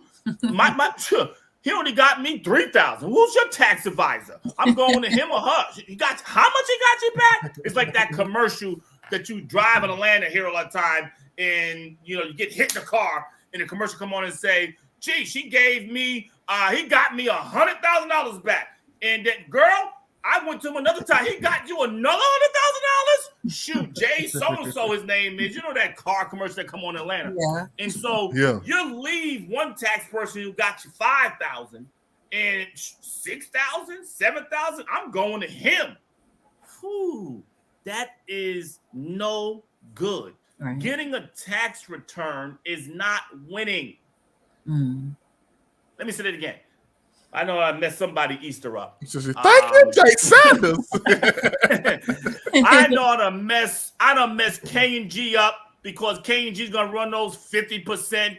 Buy one, bring mama down here, get your suit, get a second one, all that stuff. Use your tax refund. Come on down here and get it right. They're gonna do all that. That's just to keep us as consumers. Yeah. So you want to either be zero tax return, and if you owe a little bit, guess what? It's not the end of the world. You'll work out a plan and pay it. You don't really want to owe, but you don't want to get a big fat return. Here's why. Robert, if can I borrow $10,000 tonight? And you're gonna say yes, and you say, Hakeem, but you're gonna give me back at least 15. I'm gonna say no. I'm gonna give you back 10, and I'm gonna take 12 months to give it back to you. Does that sound good? He said no, and I ain't even trying to hit it. Right? I ain't even trying to. I wasn't even trying to hit it. Exactly. And so that's what's happening when you got that big fat refund. You gave the government a loan for 12 months, interest free. So you could have been putting that money into your retirement plan for 12 months, earning interest. But no, you wanted the big fat tax return. Wow. So we got to get out of the big fat tax return. You got all these little tax. Here's what you got in our hood. Never mind gentrification. Here's what we have in our hood. We got liquor stores. We got, title loans.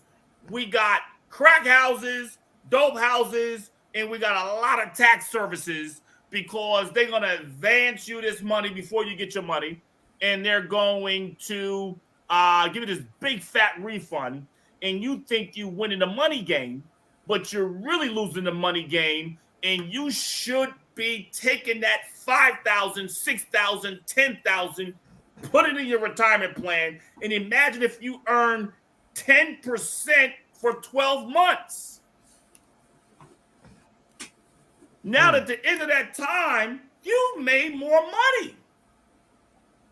And then guess what? If you need to get that house, they're going to allow you to take it out. Don't pay no penalties. Put that down in your home and get you a home. And then you're going to pay yourself back, but it's still going to be earning interest while you got that loan. Wow. That's new. So I know it's tough. I know it's tough because, listen, I grew up, mama, that's the only time we would get sneakers sometimes. That's when we would get our sneakers in April. Then we went all the way probably to summer or Christmas, depending on what's going on at the job. Come on, somebody. Am I the only one? Come on. I know. I shoot. I got to keep it real. And so mama would get the fat check. And now we're going to City Island in New York. If you know City Island, that's some of the best seafood on the planet. You're going to City Island, you're going to eat up. And so most people are going to Papados. They're going up to Buckhead, the Bonefish right now. Roof Chris. Come on, somebody. Roof Chris. They're going to, Del Frisco's, and they're going to live fat. They're going to go to Louisiana joint. They're going to ball out with this tax return. And within 7 to 14 days, they're broke, and we're going to do it again. And you're going to go to church with your nice outfit, so K&G got money. You're going to get that new outfit. You're going to get that new suit. And I thought he said, come as you are.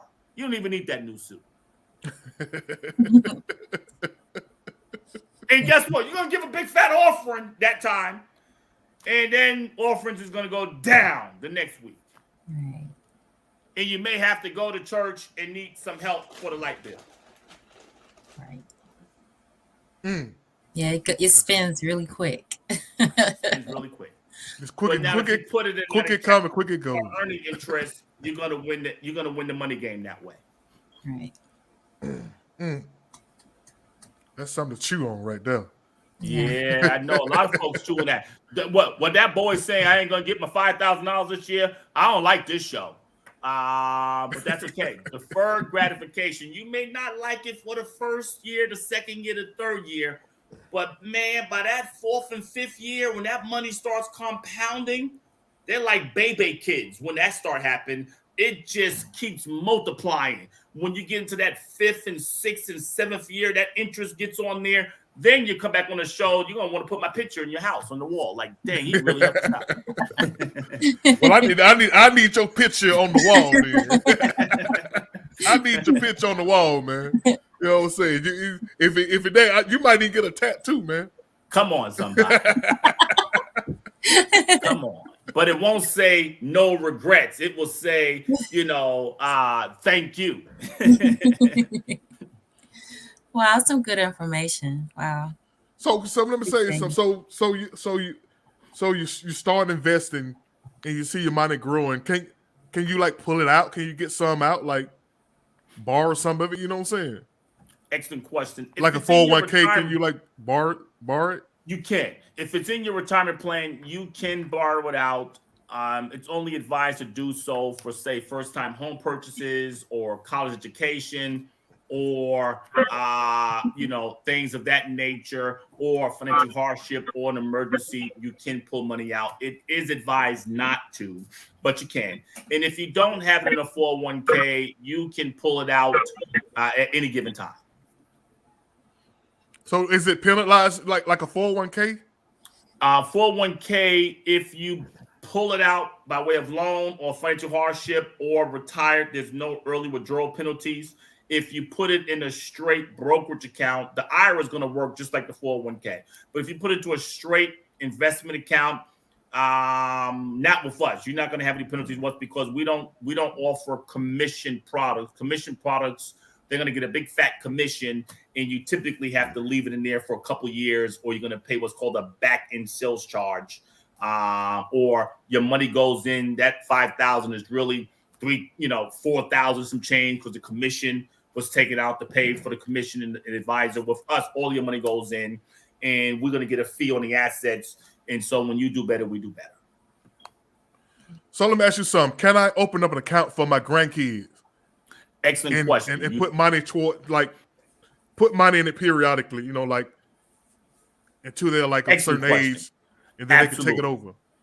Absolutely. Excellent question. And you do not want to go in the bank and buy those EE savings bonds. When you get your kids and you're going to get christening, and you go to church and everybody going to go have the christening, you're going to go home and someone's going to bring one of those savings bonds. They're going to pay $50. You're going to wait 30 years for it to turn to $100.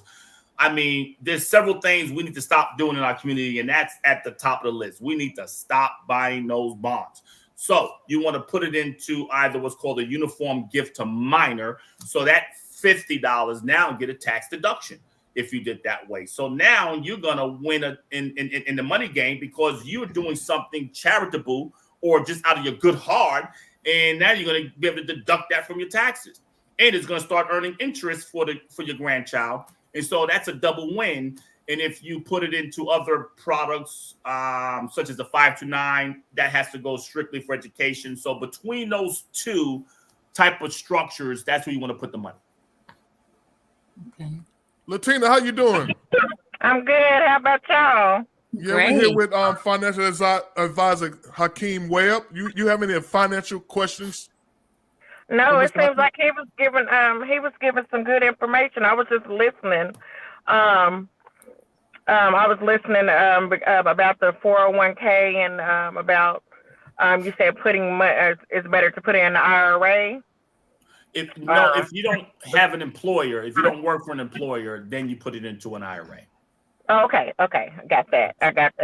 The question I have is, so when you are working for an employer and you do have a 401k, is it good for you to put money in as well as your employer? Because currently my employer puts money into my 401k, but I haven't put any of my own money, even though it's still my money. I'm not putting any extra money in. Excellent question. Who's your employer, if you don't mind me asking? I work for the Blood Institute in Oklahoma. Okay, you said the Blood Institute. Got you. The 9 times out of 10, that's going to be a 401a. and that particular plan your employer is putting in there, that's a quasi pension plan, similar to the old pension plan, and they're putting money in there. So the first thing I will do if I'm you, I would read the plan summary, and my email is on here. You can email me. I'll give you my number as well for you to call, and we can help you with this. I'll give y'all my toll-free number since you out of state. You can call 877-513-3890, and your plan will say, guess what? Your employer is going to put money away. And they probably going to put, let's say, 2% away. And then they're going to have little writing in there that says, if you put money away, we're going to match your money up to a certain amount. And so you want to put your money in to get that certain amount because that's free money. That's what you want to do there. Can you give me that number again? Okay, yes, so I understand that. You got it. So that's 877-513-3890. You gotta go a little slow. I'm a little slow now. Sure. 877. Are you gonna post it too? Yeah, I'm trying to. Yeah. Okay. 877-513-3890. And if you're in the Metro Atlanta area, that's going to be 770-450-6090, and that'll get to me specifically. Okay, I got you. But that's an excellent question. So yes, don't leave any money on the table when your employer is putting money in. And typically those plans will match your contributions up to a certain dollar amount.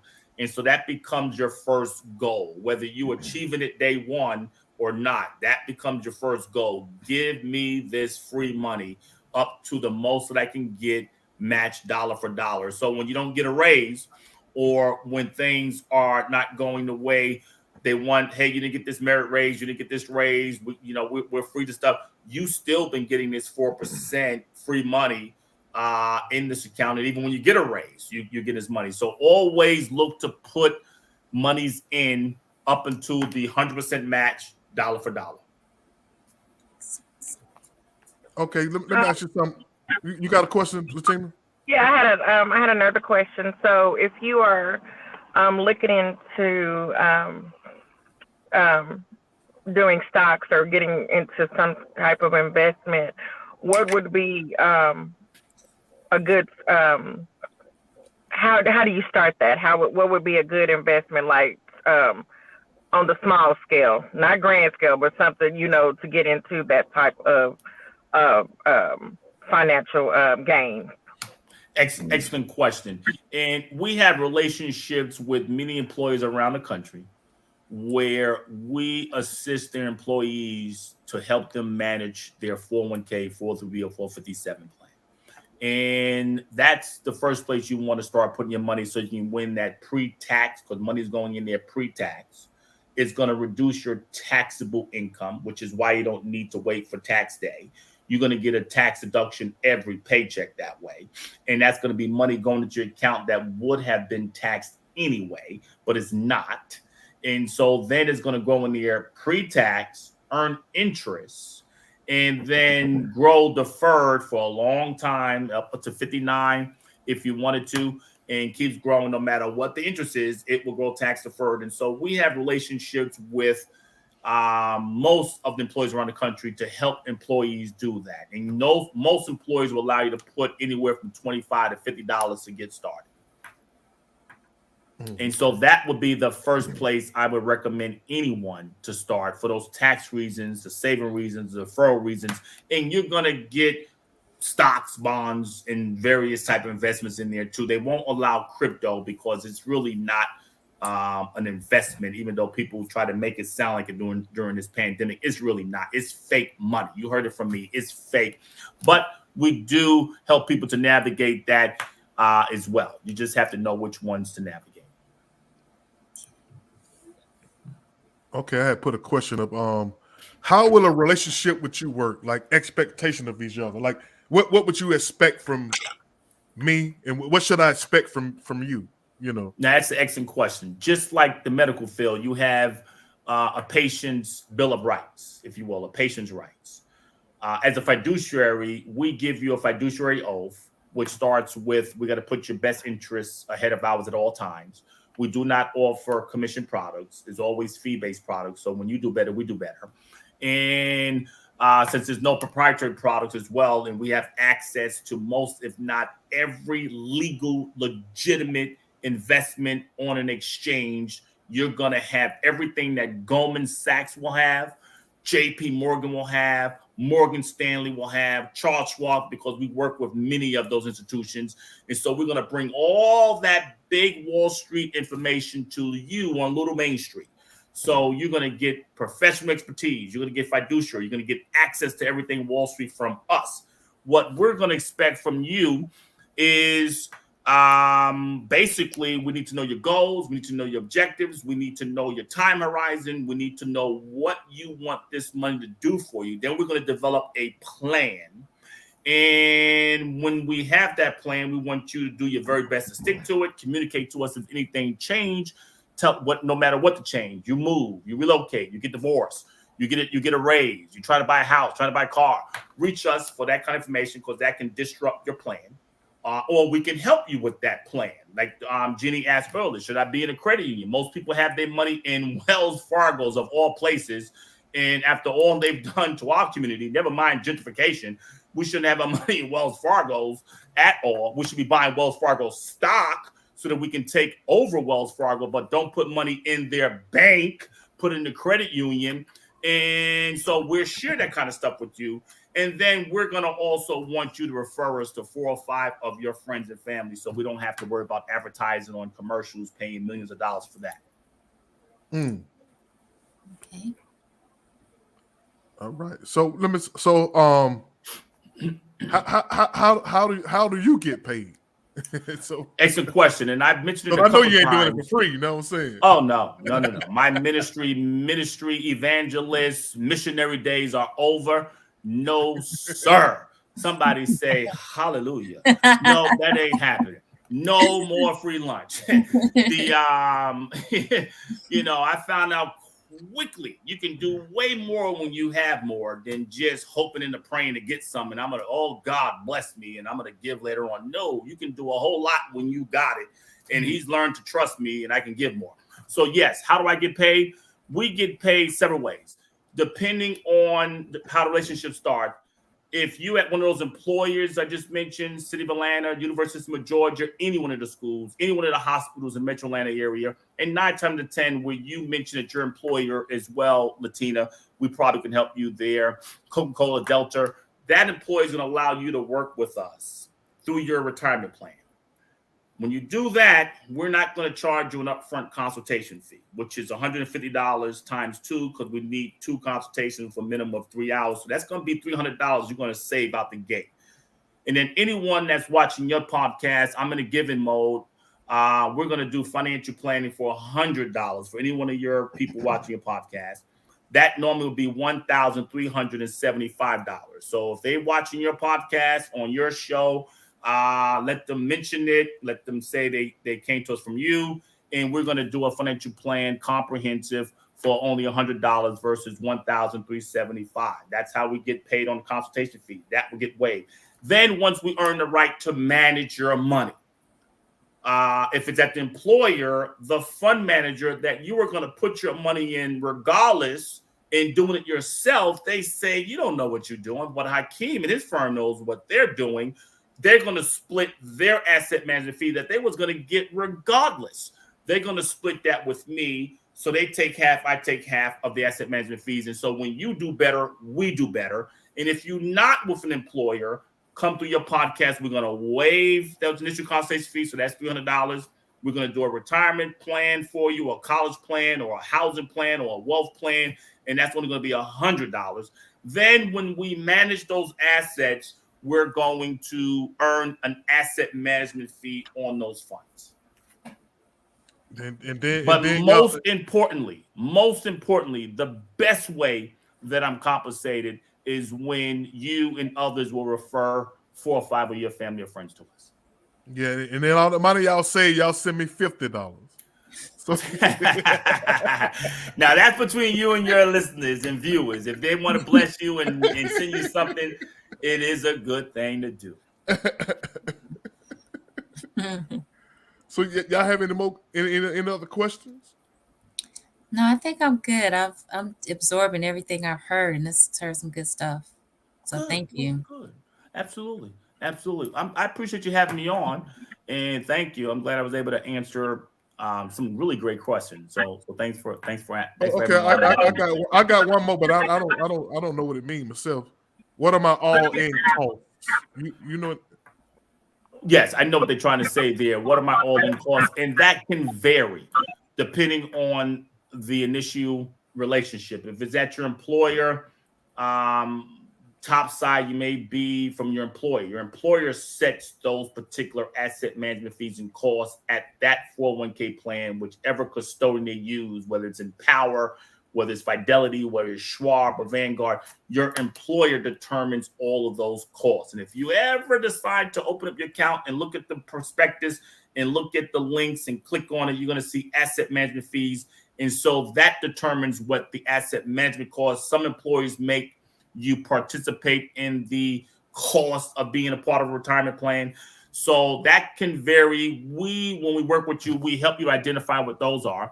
And if it's an employer, as I mentioned to you, they're going to split their asset management fees with us. So there's no upfront or out-of-pocket cost to you at all if you work at one of those employers that I mentioned. So that's why that's also the best way to start the relationship from a tax deferral, and there's no upfront out-of-pocket cost to you. And by the way, you're doing it yourself in that little target date fund that's losing a lot of money, and you don't even know what's going on. And then you call in the 800 number, and they're in Texas or Oklahoma. You're never going to meet them or see them. They don't know what they're doing. For us, we're going to personalize it. You're going to have a relationship. And guess what? That asset manager was going to make the money anyway, and you don't know him or her. Now you know us, and then they're going to give us half of their compensation for doing that. Now, if you reach us outside of your employer, same asset management fees pretty much apply. And we're going to be anywhere from 2% down to 35 basis points. So 2% of your assets all the way as low as 35 for big money. So what does that translate? If you have $1,000, and Robert may say, dang, I need to send Hakeem some money. He came on here and this is all he's going to get. So if you have $1,000 and we manage it for 1.5%, our firm is going to get $1.25 a month. So just keep multiplying that out. So that's not bad. You get a Wall Street expert. You get a portfolio designed and developed by a Wall Street expert, and you have access to everything Wall Street. You have access to everything Wall Street through our firm. You will not be cheated and diluted in no way, shape, or form. And for every $1,000, give or take a few, 1.5%, our firm is going to earn $1.25. Okay, that's cool. Okay, so once again, tell them how they could get started, and how small the best they can way start to get started, and we'll work with you. The best way to get started is to look at your employer. So if you're in the Metro Atlanta area, and I know you have a lot of people here that watch you, any one of the hospitals, City of Atlanta, University of Georgia, Cope, Delta, if you're any of their Fulton County schools, the CAB, if you're in any one of those places, 9 to 10, you are participating in your retirement plan at work. Start working with us there. Reach us on our number, email, give me a holler. Let me know that you got it from this podcast. You're going to get waived the compensation fee. We're going to help you with your employer plan. And it's going to be no money upfront or out of pocket. And you'll get started immediately. Now, if you don't work for an employer and you're self-employed, guess what? You're going to save $300 on a consultation. You're going to get able to get set up for an IRA or something called a solo 401k. And you're not going to pay $1,375 for a plan. You'll just pay $100. And depending on what you're working with, we'll probably waive that $100, depending on what you're working with. because we want to get you started, and we're playing the long-term game here. And that's the way we get going. Those are the two ways. Oh, cool. Do you know anything about a ESOP? Heard of ESOP? Yes, that's an employee stock option plan. You all don't deal with nothing like that, do you? We do, only from a standpoint, that's an employee stock option program. So that's not an individual institution doing it. That's your employer who basically said, we want to finance what we're doing in our company. And we want to use financing, not just from banks and not just from Wall Street, but we want to use our employees to help us to finance this thing. And we want them to benefit from everything we're doing as well. That is one of the best plans on the planet, because if you're working there and they have one and they get earnings, you're going to benefit from it as well. It used to be one of the best ways to raise money to take companies over during the 80s. That's how a lot of companies got purchased. RJR Nabisco, Revlon, Time Warner. So many other companies got purchased like that with hedge funds and raiders buying companies, getting employees involved to buy their stock as well. So your employer puts that together as a retirement plan. That's another form of a retirement plan, Robert. It goes with the 401k, and it also has an ESOP right along with it, and you get to buy some of the company stock. Oh, okay. So we advise on that at the employer level. We also advise companies. That's the high finance piece. We also advise corporations to set those up in days of old as well. Okay, last question. Yes, sir. After all free information you gave out, do you feel comfortable giving like references? Yeah, no question about it. Absolutely. Yeah. Because a lot of folks, you can tell them you can give them everything, but they still want to hear from somebody else. It's the truth. This is true. It's the truth, girl. That's a good question. And remember that question we had earlier on about gentrification? And I said I had problems with that term. In our community, man, if I was selling you dope, you don't need a reference. If I was selling you some crack, or if I was selling you some heroin, you coming and buying that thing all day long. But let us try to help each other in business. Man, we need Jesus himself. We need Allah. We need Moses to come down to part the Red Sea and say, give me references. And we still won't work with the person. And it's like, holy cow. Yeah. That's the frustration why many people in business and my field especially don't work with people, to be candid with you. But yeah, we have references. We give you references. In fact, I got on your show because of a reference. Yeah. Uh-huh. Yeah. So y'all have any more questions before we do our parting comments? No, he answered what I needed. I appreciate it. I'm glad I didn't miss it. Yeah. Good. We're glad now go get that discount. Y'all go get that discount now. The best advice I can give on top of what you've heard tonight. Just think about Kanye West, in spite of what you agree with or don't agree with. Never mind some of his flagrant comments. That was wrong in many people's eyes, no question about it. But put that aside. Adidas reported 2 weeks ago, first time in 30 years of Adidas that they ever lost money because of one person in his particular clothing line and all of his brand. One person. We're like the elephant in the carnival as a people. That's why, forget gentrification. Get this. We're like the elephant in the circus. The elephant has been trained for so long, and he just has a little peg holding him down in the corner of that tent, and he's the strongest person in the carnival. One pull, and everybody out of there. All those animals are free. One show like this, and one show like I've done on radio early today, and what I've offered all the black banks in not just Atlanta, but around the country on my dime. Here's a reference. I offered all of them to come to my office in Buckhead.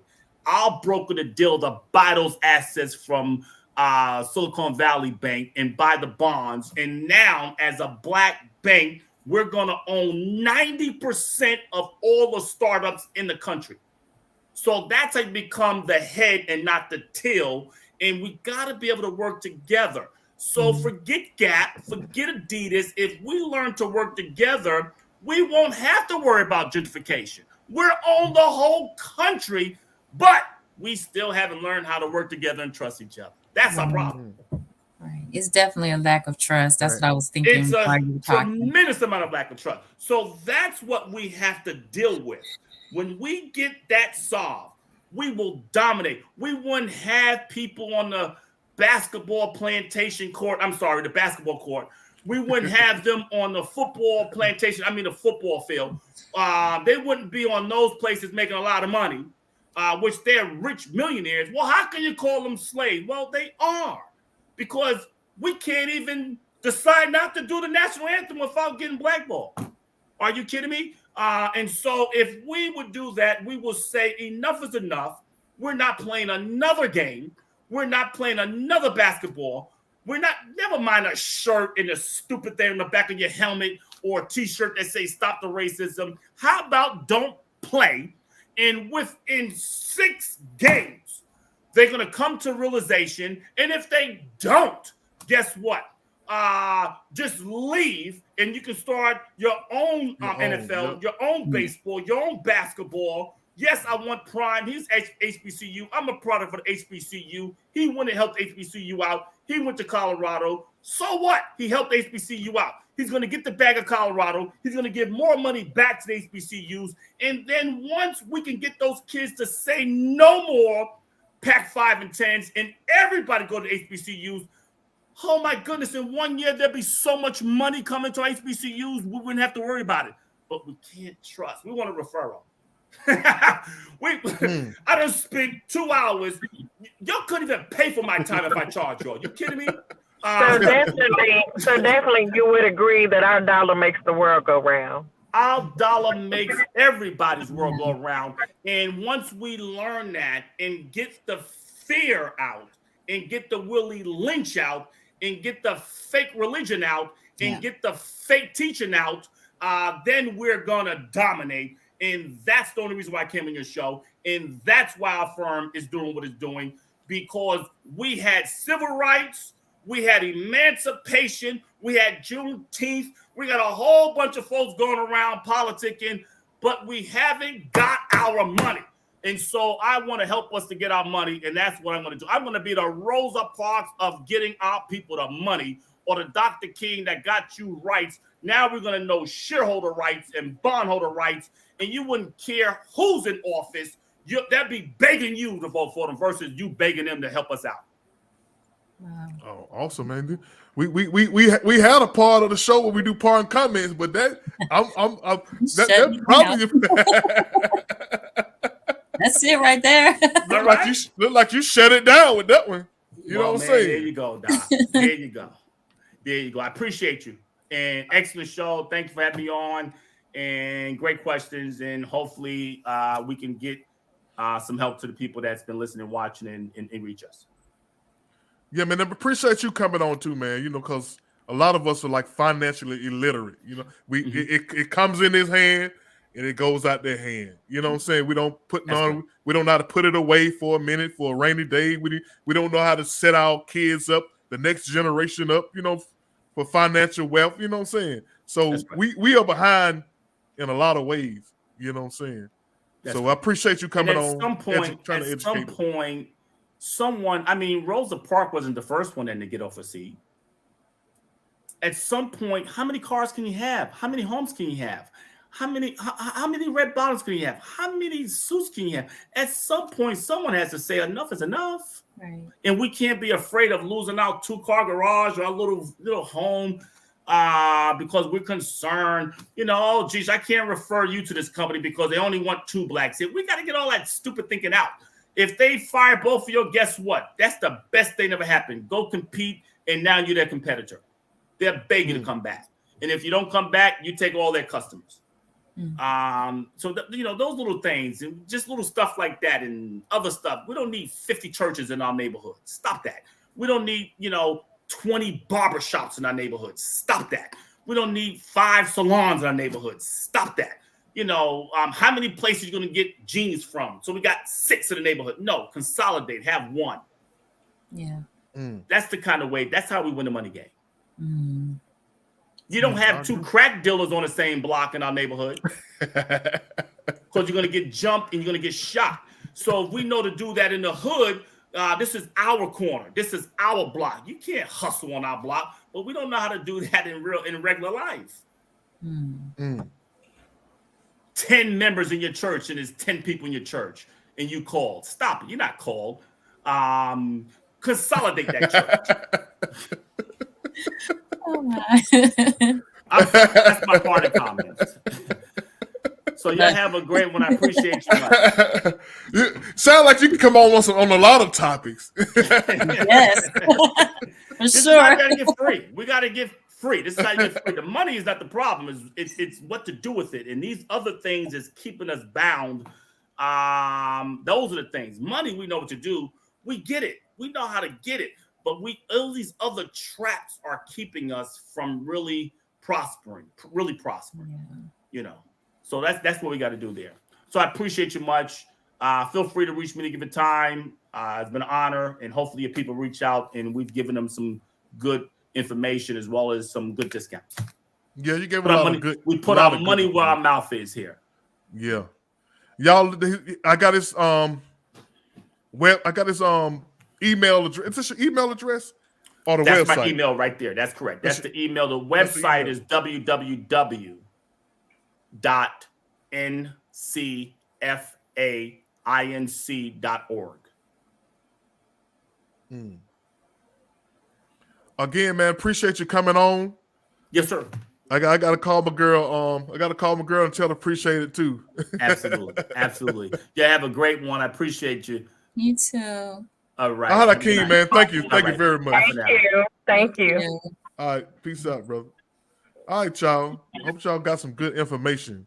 And y'all gonna get that. Really y'all gonna get that discount and send me some money too. Look at you. You got all the money over there. You got tour dates. I'm trying to get some tour dates. I got some what? Tour dates. I'm trying to get tour dates like you. No, I know all no money over here, baby. You know what I'm saying? It's still a grind over here. You know what I'm saying? We gonna keep on grinding, Rob. That's what we do. I take me a little bit and invest it. You know what I'm saying? Absolutely.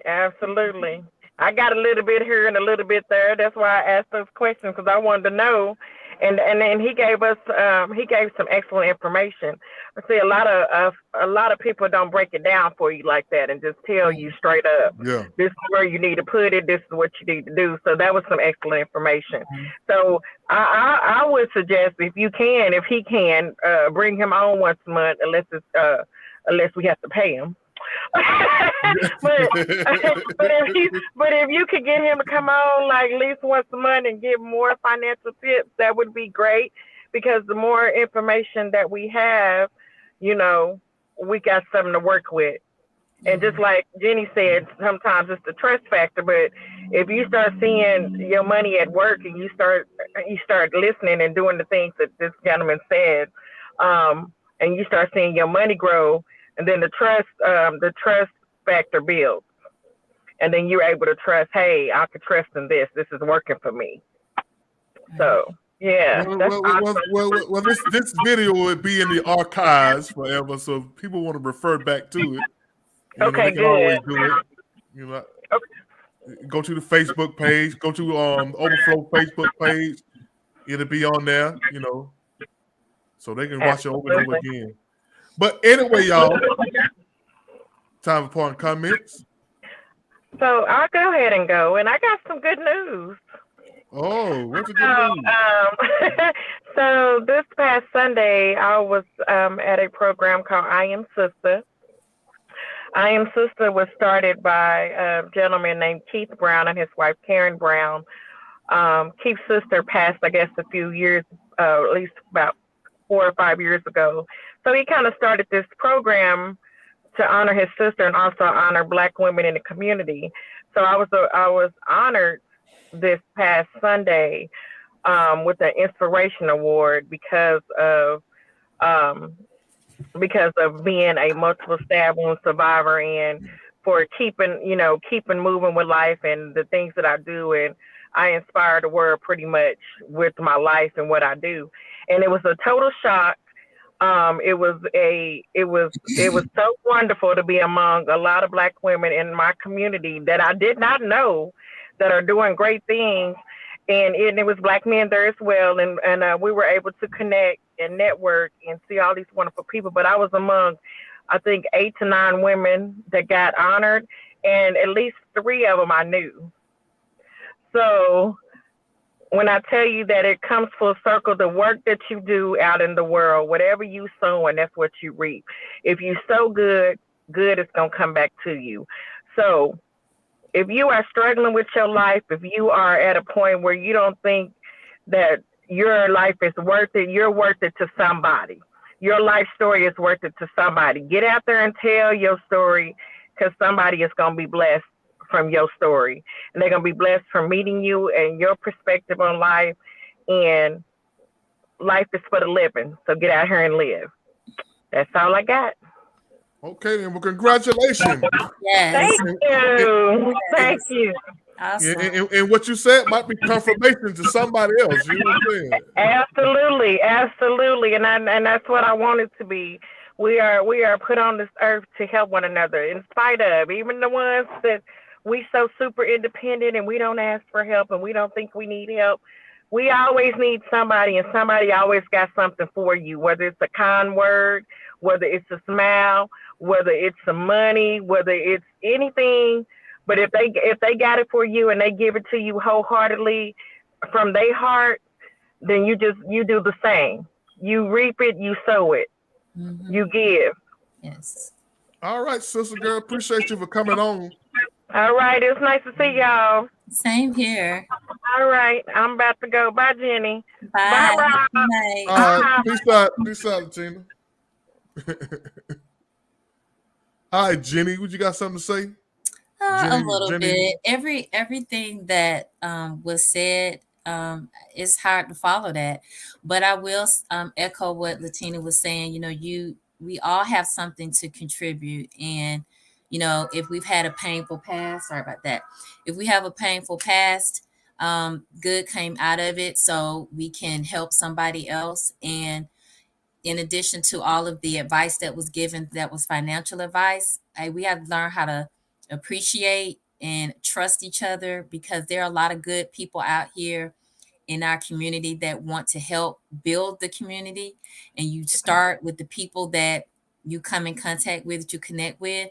And, we have a lot to offer each other. And we would be amazed at how we could grow if we would just give of ourselves and learn how to trust each other and uplift one another, which is pretty much how this podcast went.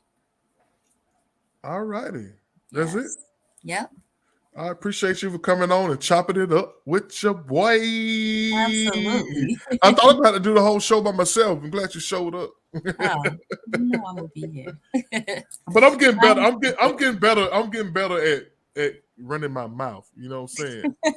Because 2 hours, it's hard to run your mouth for 2 hours. You know what I'm saying? Yeah. Sometimes you need some. Yeah. All right. Well, you have a good night. All right. You have a good night. And I appreciate being here again. All right. Appreciate you. All right. Peace out. Good night. All right, y'all. This is what we got to say goodbye. I appreciate everybody who tuned in, everybody who commented. I hope y'all took some away from this show tonight from Hakeem Webb, Financial Advisor Guru. He did it for free, and I appreciate it. Again, Hakeem Webb, I appreciate you for coming on, man. It's called Giving Back, man. I really appreciate it. You know what I'm saying? And I appreciate everybody who tuned in. You know what I'm saying? I appreciate y'all for sharing, liking, loving. Just coming on, man. Just give it up a couple of minutes of your time to spend with your boy. You know what I'm saying? Come back next week, y'all. See y'all next week. Same time, same channel. Peace out.